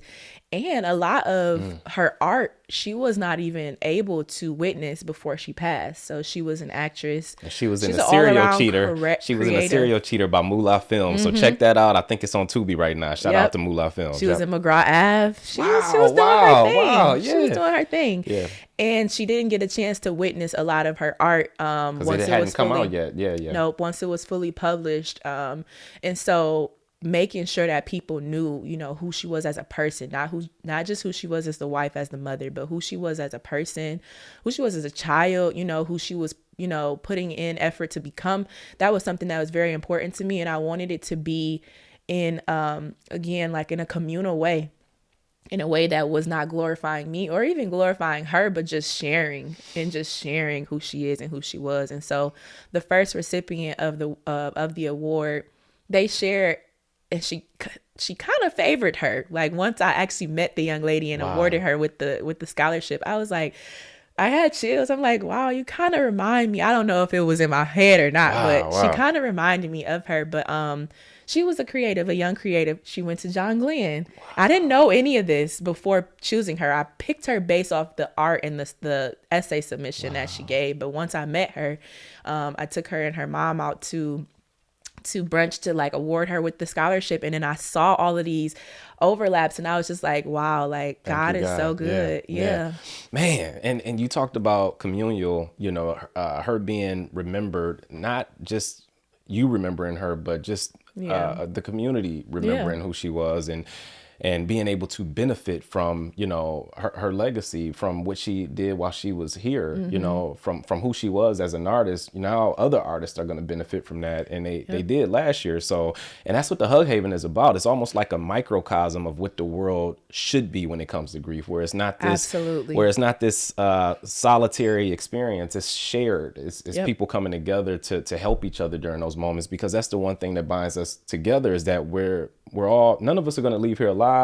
And if we live long enough, we're going to see people we love go. So why not come together, just like you have created with the Hug Haven, where you embrace people and allow them to come in and give them words of encouragement and consolation. I mean, you've been on CBS News Detroit talking about this, man. And it just seems like it's something that's really beneficial and that's helping people, because it's not a whole lot of resources like that out here, at least in Detroit. So shout out to you for creating that. Thank you. That was my intention, literally. That was my intention in creating the Hug Haven. So it's an acronym. It stands for Healing Unbearable Grievances. And in that, my family kind of always like tease me for being like super touchy feely. Like I'm a super affectionate person, right? So I'm like a hugger, right? I always lead with that. But I literally feel like it is scientific proof in like the healing components of being embraced. And so if you cannot operate in like physically embracing people, just like that spiritual or energetic embrace of like providing that community, providing that support is the missing piece when it comes to navigating grief. And not even just grief, but just traumatic experiences as a whole. Oftentimes I feel like the resources surrounding grief are only in regards to like financial support, or are typically only provided at the actual incident or the actual loss. So we get the But sorry not for your afterwards, losses. because you're still grieving, We get the months, GoFundMes. years later. We get the sorry for your losses, and then we just drop off after that. And for me, the real work happened after all of that. Like I was operating in just like tunnel vision when we were planning like, the funerals and things like that. And my grandmother, luckily we had all of her affairs in order. So that process just kind of operated on its own. But like the actual heaviness, you start to feel the weight of that after everybody has, sent the flowers and things like that. And so I felt like there were not a lot of resources for me. And I don't sit in problems. Like I'm always trying to find a solution, even if I'm still actively working through the problem for myself. And in creating the H.U.G Haven, I've noticed a lot of people speak up and saying like, this is my experience with this as well. Like I don't see a lot of resources. Gave people a voice. Yeah. I do feel like now, even if you are not necessarily participating in things that the H.U.G Haven is doing, whether that's events or like, counseling, things like that, maybe that ignites you to start a similar initiative somewhere else. Absolutely. Absolutely, man. And then, so just a few reviews, somebody said that the H.U.G Haven is a space that feels safe. Another person said that one word to describe the H.U.G Haven is healing. This is a community that taught me how to breathe again. Another person said Chelsea is a light in my life, and this is a community I was searching for, and that she had never felt a part of something that felt so safe and focused on this type of healing, right? Yeah. Now we go into Flexology Detroit, because those are some beautiful comments that people have made about you. And I see the videos, I see the environment, I see how people are and how genuine and authentic it is. But with Flexology Detroit, this young lady who couldn't do the splits, couldn't get nowhere close to doing the splits before she started your program. She said once she started, it was just this communal experience where everybody was uplifting each other, supporting each other. When it got hard, they encouraged each other. They kept pushing through. They kept breathing. And by the end of that program, she was able to do the splits. And she basically said that she now believes that the body can do whatever you believe it can do. You just got to vibe with it. She learned that from you. I saw a video the other day where you was like helping somebody get down in that position for the first time. Yeah. Right. And then when she did it, you know what I'm saying? The way you did it was like Morpheus, man, because you got such, you got like this real calming voice. Not only are you really good at what you do in terms of just the knowledge, you know what I'm saying? In terms of just having this innocence and this willingness to want to give to people without expecting anything back, but you also have you have a reassuring, calm voice, because people come into those spaces maybe with their guard up, and it instantly disarms them when they hear your voice. And I could see it in the video, and then I heard people in the background just cheering like it was them. You know what I'm saying? And it just felt like a supportive environment. So Flexology Detroit, I don't know how many cohorts you've had. What, 12, 11? How many? To 11. Come on, man. To 11. Come on. The proof is... and she be running out of spaces quick without having to advertise anything. Word of mouth. Best problem to have. Yeah. No. Flexology has changed my life for real. But shout out to any and everybody who has ever taken Flexology, because they are out there. They be deep in the world. They and they go on to be friends even after. Yes. Like they own little, I don't want to say gang, but like they don't play. But shout out to Flexology. So I keep in mind pretty much, not every, but like, because I'm such a deep self-reflector, I think about things that would have provided great change, growth, support within my life, and I try to implement it into my offerings. So with Flexology, I've noticed that there's like this disjointed connection between the mind and the body and the spirit. But oftentimes the body is not working in harmony, or the relationship with the body is chaotic, for lack of better words, because the mind is so unhealthy. And so I was already teaching, these physical modalities of movement, stretching, yoga, mobility, things like that. I was already teaching those spaces. But after I acquired my life coaching certification, I was not integrating that aspect into anything. And so Flexology was birthed because I wanted to combine my mental approach to teaching, that mindset component, with the physical aspect, the life also. Coaching. Yep. Yeah, yep. I wanted to bring them all together, and I hadn't seen it done, at least not effectively. And so I was like, I know I can do this, and I'm going to pull people in with like adults. We really just big kids. Mm-hmm. And so I'm going to kind of dangle these, goals, if you will.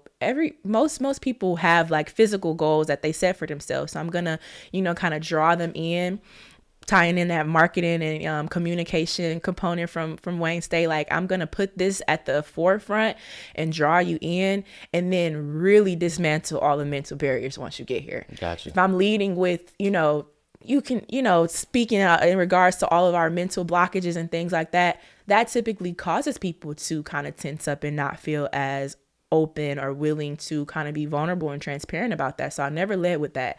I feel like when a safe space is truly safe, you don't have to say it. Yep. So I never would advertise like, this is a safe space, come and, share space with me. I would literally it is what it is. When you walk in, you're going to feel that. Yeah. Literally. And I don't even typically say that in the community. Like, all the other students are saying that, the people who are actually doing it. Which is what you want. Yeah. That's what I want. Yeah. But I do try to make sure that I am echoing the intent to be safe through my voice, through my touch. I'm very hands-on as an instructor. I've seen it. Yeah. But I'm big on autonomy. So at the top of class, I'm letting them know I'm a hands-on instructor. If you have different things that you may be working through, or experiences that, kind of keep you in a space where you're maybe a little more hesitant to someone touching you, let me know. I'm not going to come around and force you to do something you don't want to do, but I've done a really great job of just kind of like creating, without using my words, creating the space that I need it to be by my actions and Absolutely. By showing up,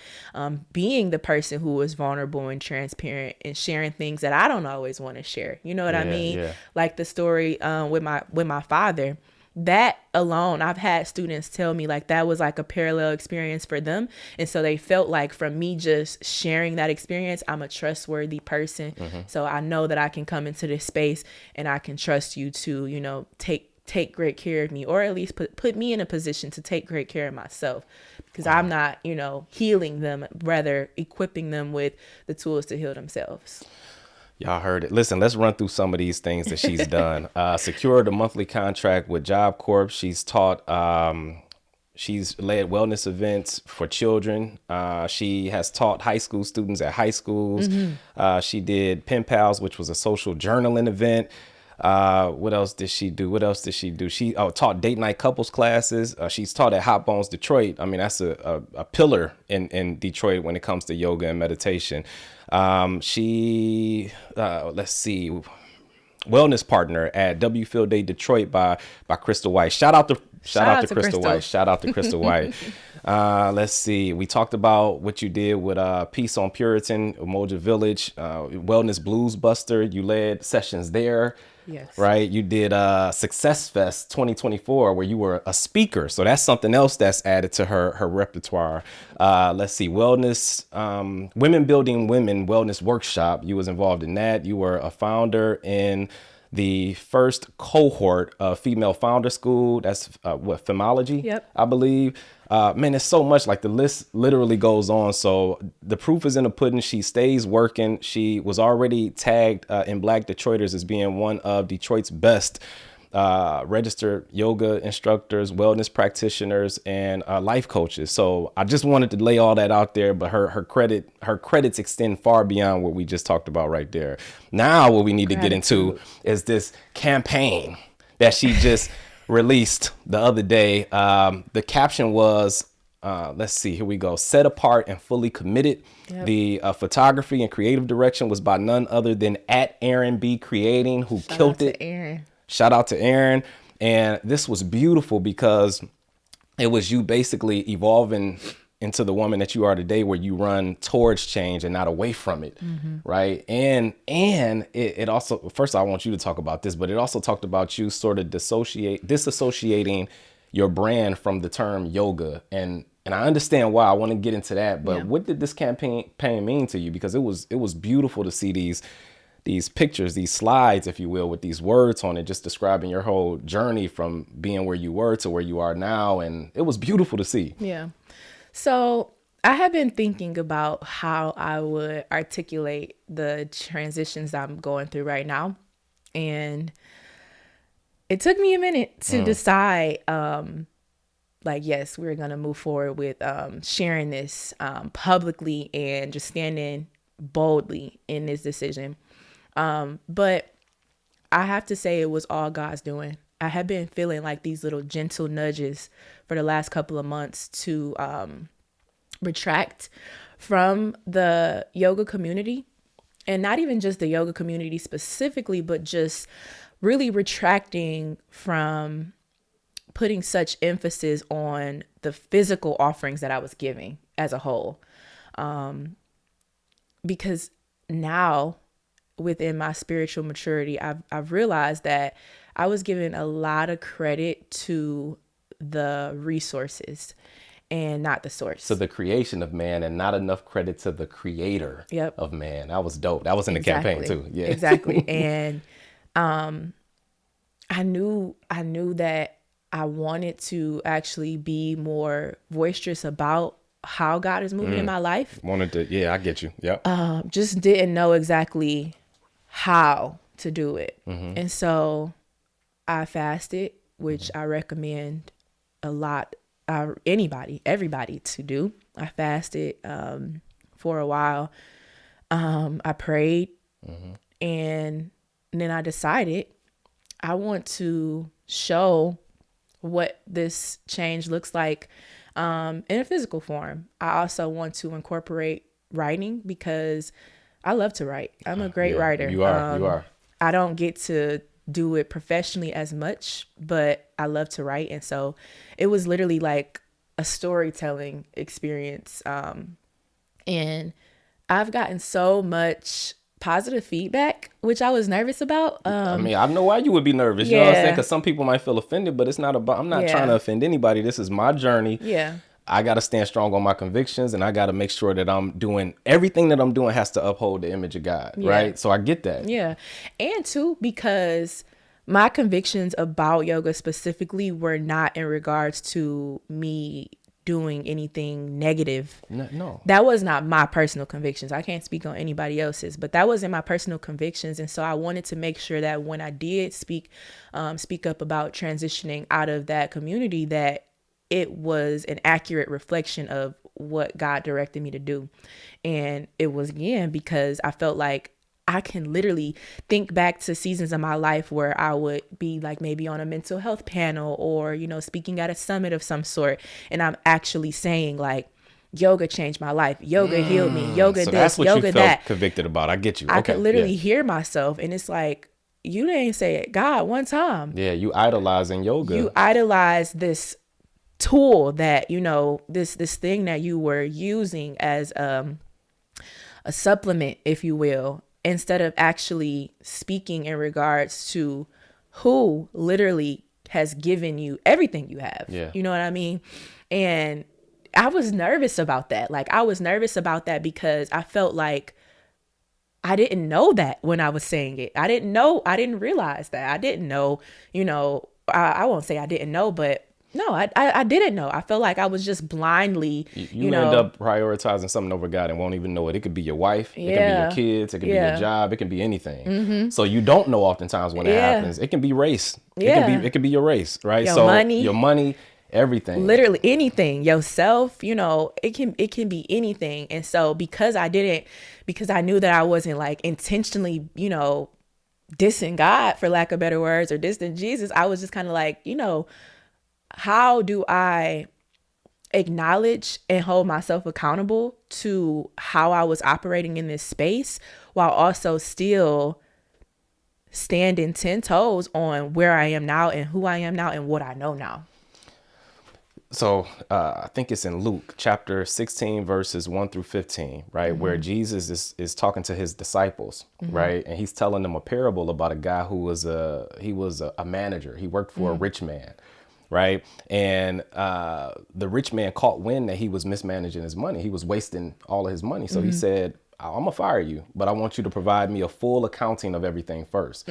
So the manager started talking to all the people who owed him a debt. You know what I'm saying? And he started slicing their debts. You know, he started decreasing them judiciously. He was like, okay, I'm gonna decrease yours by 10%, yours by 20%, hoping that these people would trust him enough to let him into their homes. You know, he wanted to land on his feet. Yeah. So the rich person condemned him for being dishonest, but he gave him credit for being shrewd when it came to furthering his own goals, thinking about himself. So Jesus was telling this story to the disciples to say that we have to be just as shrewd when it comes to furthering God's goals. Like we can't serve two masters. So what you did and what you are doing is a shrewd move for Jesus Christ. And it's no disrespect to anybody else, but this is who I rock with. And he has to get all the credit and glory, not me, not what it is I'm practicing. It's him. So I just thought that was like beautiful what you did. And then most people don't even know, like, in researching you, it led me down a path to talking about or researching yoga, where this came into fruition maybe over 5,000 years ago. Ancient India, right? So more specifically, northern India is where it originated. And a lot of the sages and teachers at that time practiced Hinduism, right? So this originated from a lot of Hindu like rituals, practices, you know, beliefs, whatever the case may be. So in India, most of the population practices Hinduism. Only 2.4% practice Christianity. So Christians, unlike Hindus, and no disrespect, providing context, we don't believe in reincarnation in the sense that if you die, you're reborn, your spirit is reborn into a new body. We don't believe in karma in the sense that if you do something bad in this lifetime, it'll follow you into the next lifetime, or it'll affect who you end up being reborn as. We believe in forgiveness. We believe in grace in the sense that God gives us things we don't deserve. We believe in salvation, going to Jesus Christ for salvation. We don't believe in karma or the idea of karma in the sense that your consequences are automatically determined by past actions. Well, in the Bible, you hear sowing and reaping a lot, and people make that synonymous with karma, but sowing and reaping is described in the Bible within the context of God's sovereignty. So if you don't follow God's order, or if you do, then this or that will happen to you. So we link everything back to God's order. What other people tend to do is link what happens to you to the universe or some cosmic force that automatically balances good and evil. Those who practice Hindu, and it's not just the Hindus who integrated yoga into their practices. You have the Jains and also Buddhists, right? They don't see Christ as the central figure of Christianity. They don't believe that he was a divine being either. They might agree with some of his teachings on compassion and morality, but they don't see him as being the son of God. So we have to draw that distinction. And it's not a disrespect, but it's just a distinction.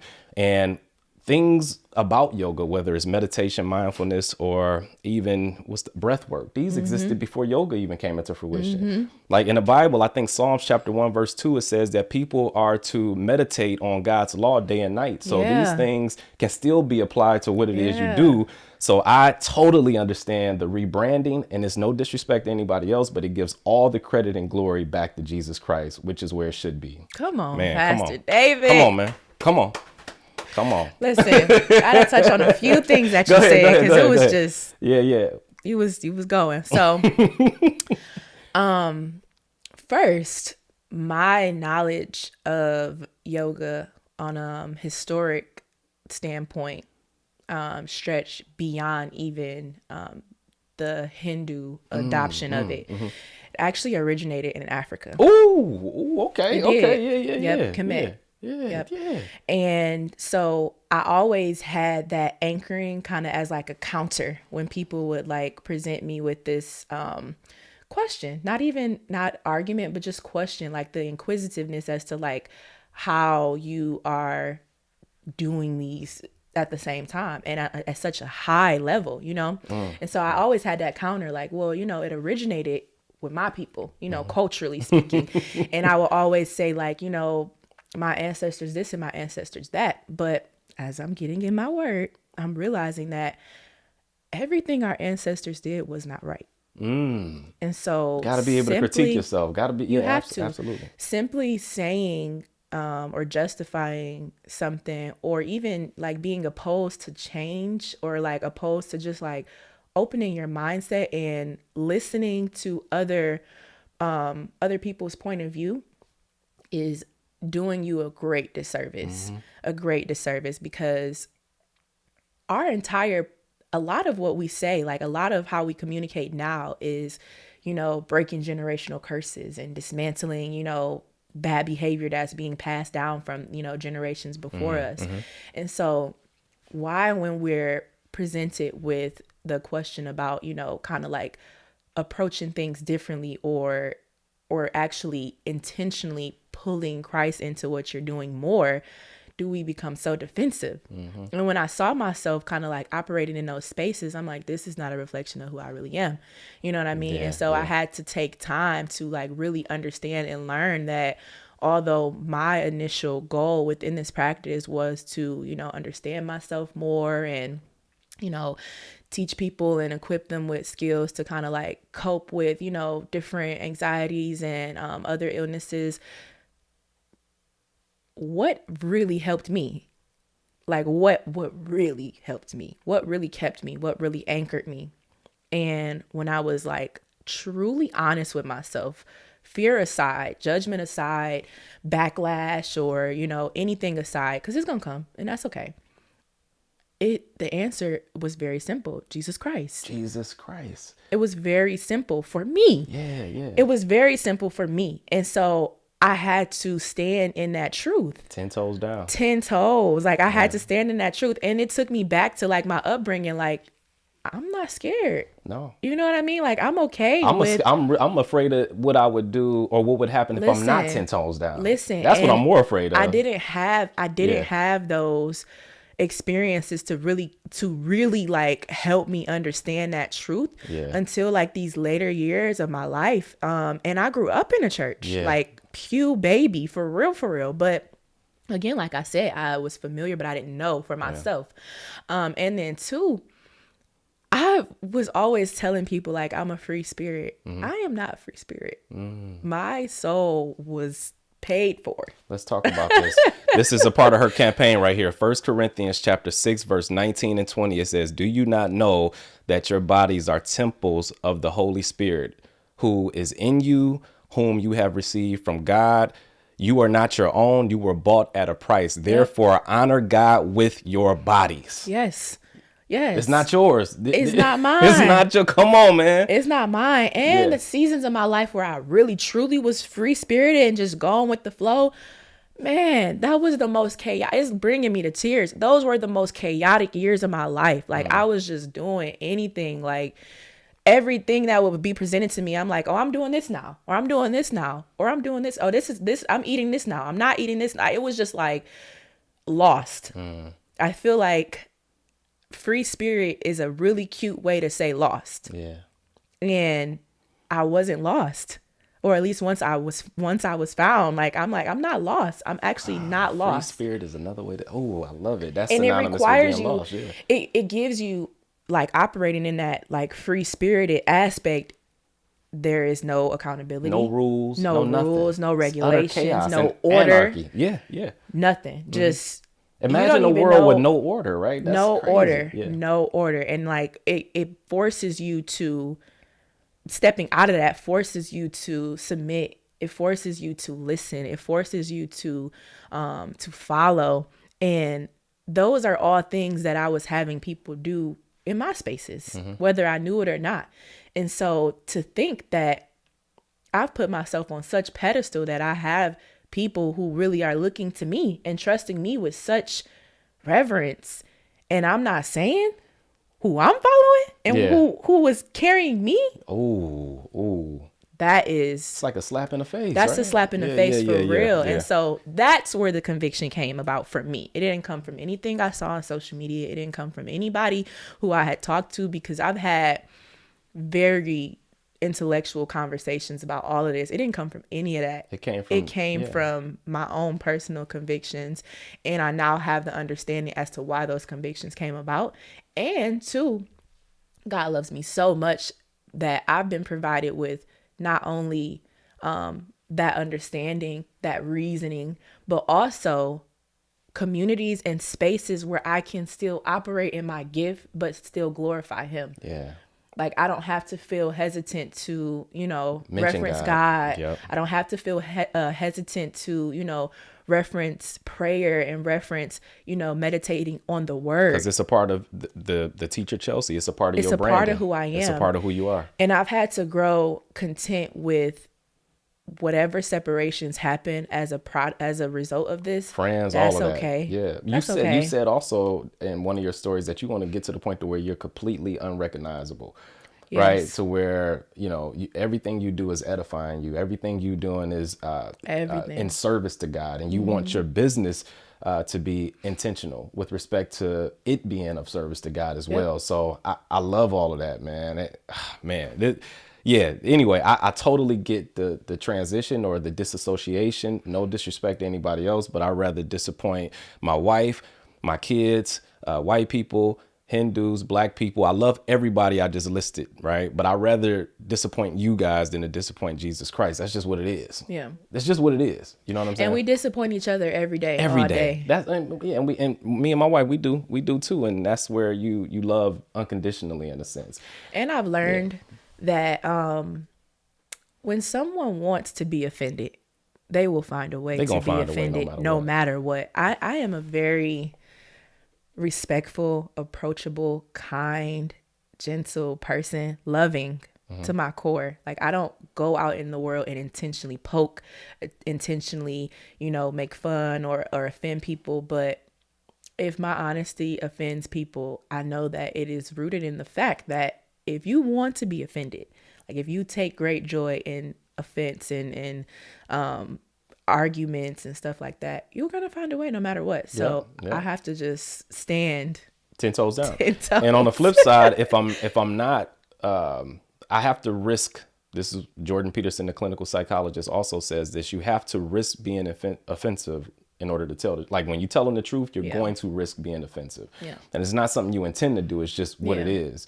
Right. And I'm not taking pride in it either. Because you do see that too, where that's like relish, literally that's your thing. Like, that's your vibe, like leading with that and then masking it as I'm just being honest. You know what I mean? Like how people are like, yeah, I'm blunt and I'm just, you can be honest and still have integrity as to how you say things. Absolutely. So I feel like I do that well, but shout out to you for taking care of God's temple. She's lost weight. She's completely transformed her body. It wasn't something that happened overnight, like with Ozempic or something. No disrespect to people taking Ozempic, but she been doing this and building this foundation brick by brick. Yeah. So the before and after pictures that you show are just crazy. Yeah. So shout out to you for taking care of God's temple. Thank you. What I wanted to say, and then really that's another reason why you would want to follow her and reach out to her for her services, because she's the living embodiment of, like, I mean, you see the effects of the services that she's provided to others on her own life,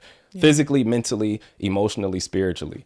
Last thing I wanted to talk about, right, where you were giving away a bunch of your workout clothes and you included these Stanley water bottles in the packages, expensive workout clothes. And I wanted to know, like, man, what made you do this?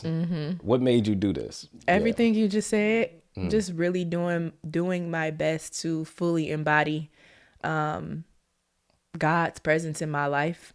And I know that for me, no shade, no tea, but like for me, some of the clothes and some of the gym attire that I was wearing before, I knew it was for, attention, like that's some honesty right there. Reflection. I love working out. Like when I'm in the gym, I'm locked in. Like I'm not looking for people, but the compliments are nice. Compliments be cool. You know what I mean? I'm a single woman. So like, just like the attention, fellas, you better come correct too. The attention is just like being, like you said before, you can idolize anything. And so something that I'm still actively working through, is just that obsession with attention. and validation, likes on IG, and all of that stuff. And getting to the root of what's the cause of that, and not only getting to the root of it, but like, what is a healthier way for us to supplement this? Yeah. You know what I mean? Like, yeah, you getting attention, but is it the kind of attention you want? You know what I mean? Is my husband going to find me like that? The husband that I want? Yeah. You know what I mean? So for me personally, I really had to just take a little moment to really be honest with myself. And I just decided, like, yeah, we're not moving like that. We're going to take some time to be more intentional about what we wear, how we show up, how we speak, everything. Because like you said, while I'm working out, at least before, and it's so crazy because I found it very challenging to stay consistent on my fitness journey. Like years back, I would literally start and stop, literally a constant up and down limbo. But within the last, I would say 3 to 4 years, I've been consistent, consistently showing up. And it's because I did come into that awareness that this isn't even about me. Like, I don't have to work out. I get to work out. Yeah. You know what I mean? And it's not only because these vain reasons of, wanting to look a certain way and, BBL allegations and whatever else we'd be saying on the internet, but like, because you should take care of your body, this vessel that you are privileged to experience life in temporarily. Yeah. Like, take great care of it. And that discipline, as a result of working out, it permeates into other parts of your life. It does. Right? Every other part of your life. I feel like every part of my life is literally a literal connection, a reflection of the discipline that I've built from working out. Not even just working out, but just prioritizing movement. In whatever way I can, whether that's walking, running, going to the gym, stretching, like actually understanding that those are things that are required of me, according to the word of God. And so with that, it has to make sense with how I'm showing up to these spaces too. Yeah. And so I had to take it to the extreme and removing it out of my home and out of my possession, because most times the flesh is weak. So today I might be motivated and excited about, showing up in a way that is, a good reflection of God. But in 2 weeks, I might feel a little, you want to do something that makes you happy. Let me put this on today. And it's like, no, we gonna set ourselves up for success. So that was my motivation behind that. I had to be delicate in how I worded it, because I know that that's not everybody's story. Yeah. You know what I mean? And I don't want to offend anybody else. Yeah. I don't want to offend anybody, but that was my personal story and my personal journey.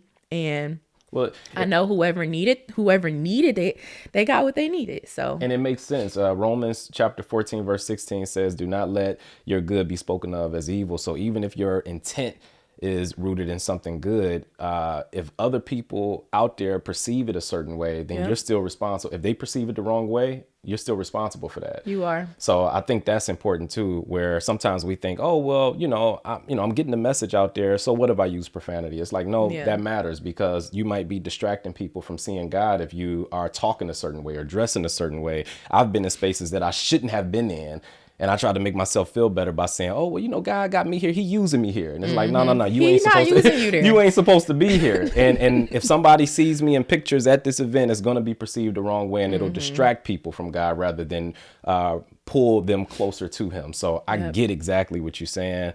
And wow, you talked about discipline. I mean, there was this app she showed. I promise this is the last thing, where she was abstaining from sex, liquor, even, marijuana usage, and some of the things that you do to explore intimacy while practicing abstinence. Let's see. Basically, you said reflection. I think reading was another one, moving your body, listening to music without words, and then having alone time with your word. Yeah. Right. So just some of the things that I know Chelsea does to practice intimacy, because a lot of people might say, well, if I'm not having sex, I can't have intimacy. But that's not entirely true. Right. Because we do have an intimate connection, or we're supposed to, with God, and so on and so forth. And your peers, you know what I mean? Yourself. I think there is a huge misconception that, like, when you become serious about your walk with God, everything becomes boring. I be having a time of my life, like every day. Like my life has not become any less exciting or any less rewarding or fulfilling since I've been more intentional about my walk with God. Like, and that's something I wanted to make sure that I said, because I know, and not even just young people, but just like social media can really misrepresent what your individual walk with God will look like and can look like. And the reason that I removed those practices from my life is because I feel like that's my protection. That's my protection. I'm not always the strongest when it comes to decision making when I'm in an inflated emotional state. So if I add an additional substance to that equation, what would that result in? You know what I mean? I'm not always the best at keeping God at the forefront of my life when it's some little boy in my ear. So if I'm intentional about leading with the fact that this is the head of my life, and we not doing this, we not doing that, because I'm not playing. Like, I'm serious about who I am and how I operate. That's going to remove anybody who is not serious. Like, it's going to align you in such a way that literally reflects the provision of God. And so those factors I put in place for my own protection. It's not to slight or shade anybody who doesn't have them in place, but it is to help me stay on ordered steps. All right, man. This is the teacher, Chelsea. Can you look in this camera? I want you to tell people where they can find you, what your services are, because you have services that you provide through Flexology. So I want you to talk about that, the Hug Haven. Where can they find you on social media? Of course. So first and foremost, acknowledgement to anybody who may have felt any emotional inflation by the context of the conversation. I know we touched on suicide attempt, a few other things, and those things sometimes can trigger us in a way. So if you do need community that is empathetic to those experiences, you can connect with me at thehughaven.org, which is a organization that empathizes with grief as well as traumatic navigation. And then my personal offering page is the Teacher Chelsea, and that's just a personal blog, if you will, of all of the different experiences and testimonies that I like to publicly share. And Flexology Detroit is where you can find my flexibility course as well as my athletic strength and conditioning mobility training for men. Hey, y'all, this is Conversations with TinBridge. I'm appreciative of you for coming on here. Thank you for so having much. me. Peace. Peace.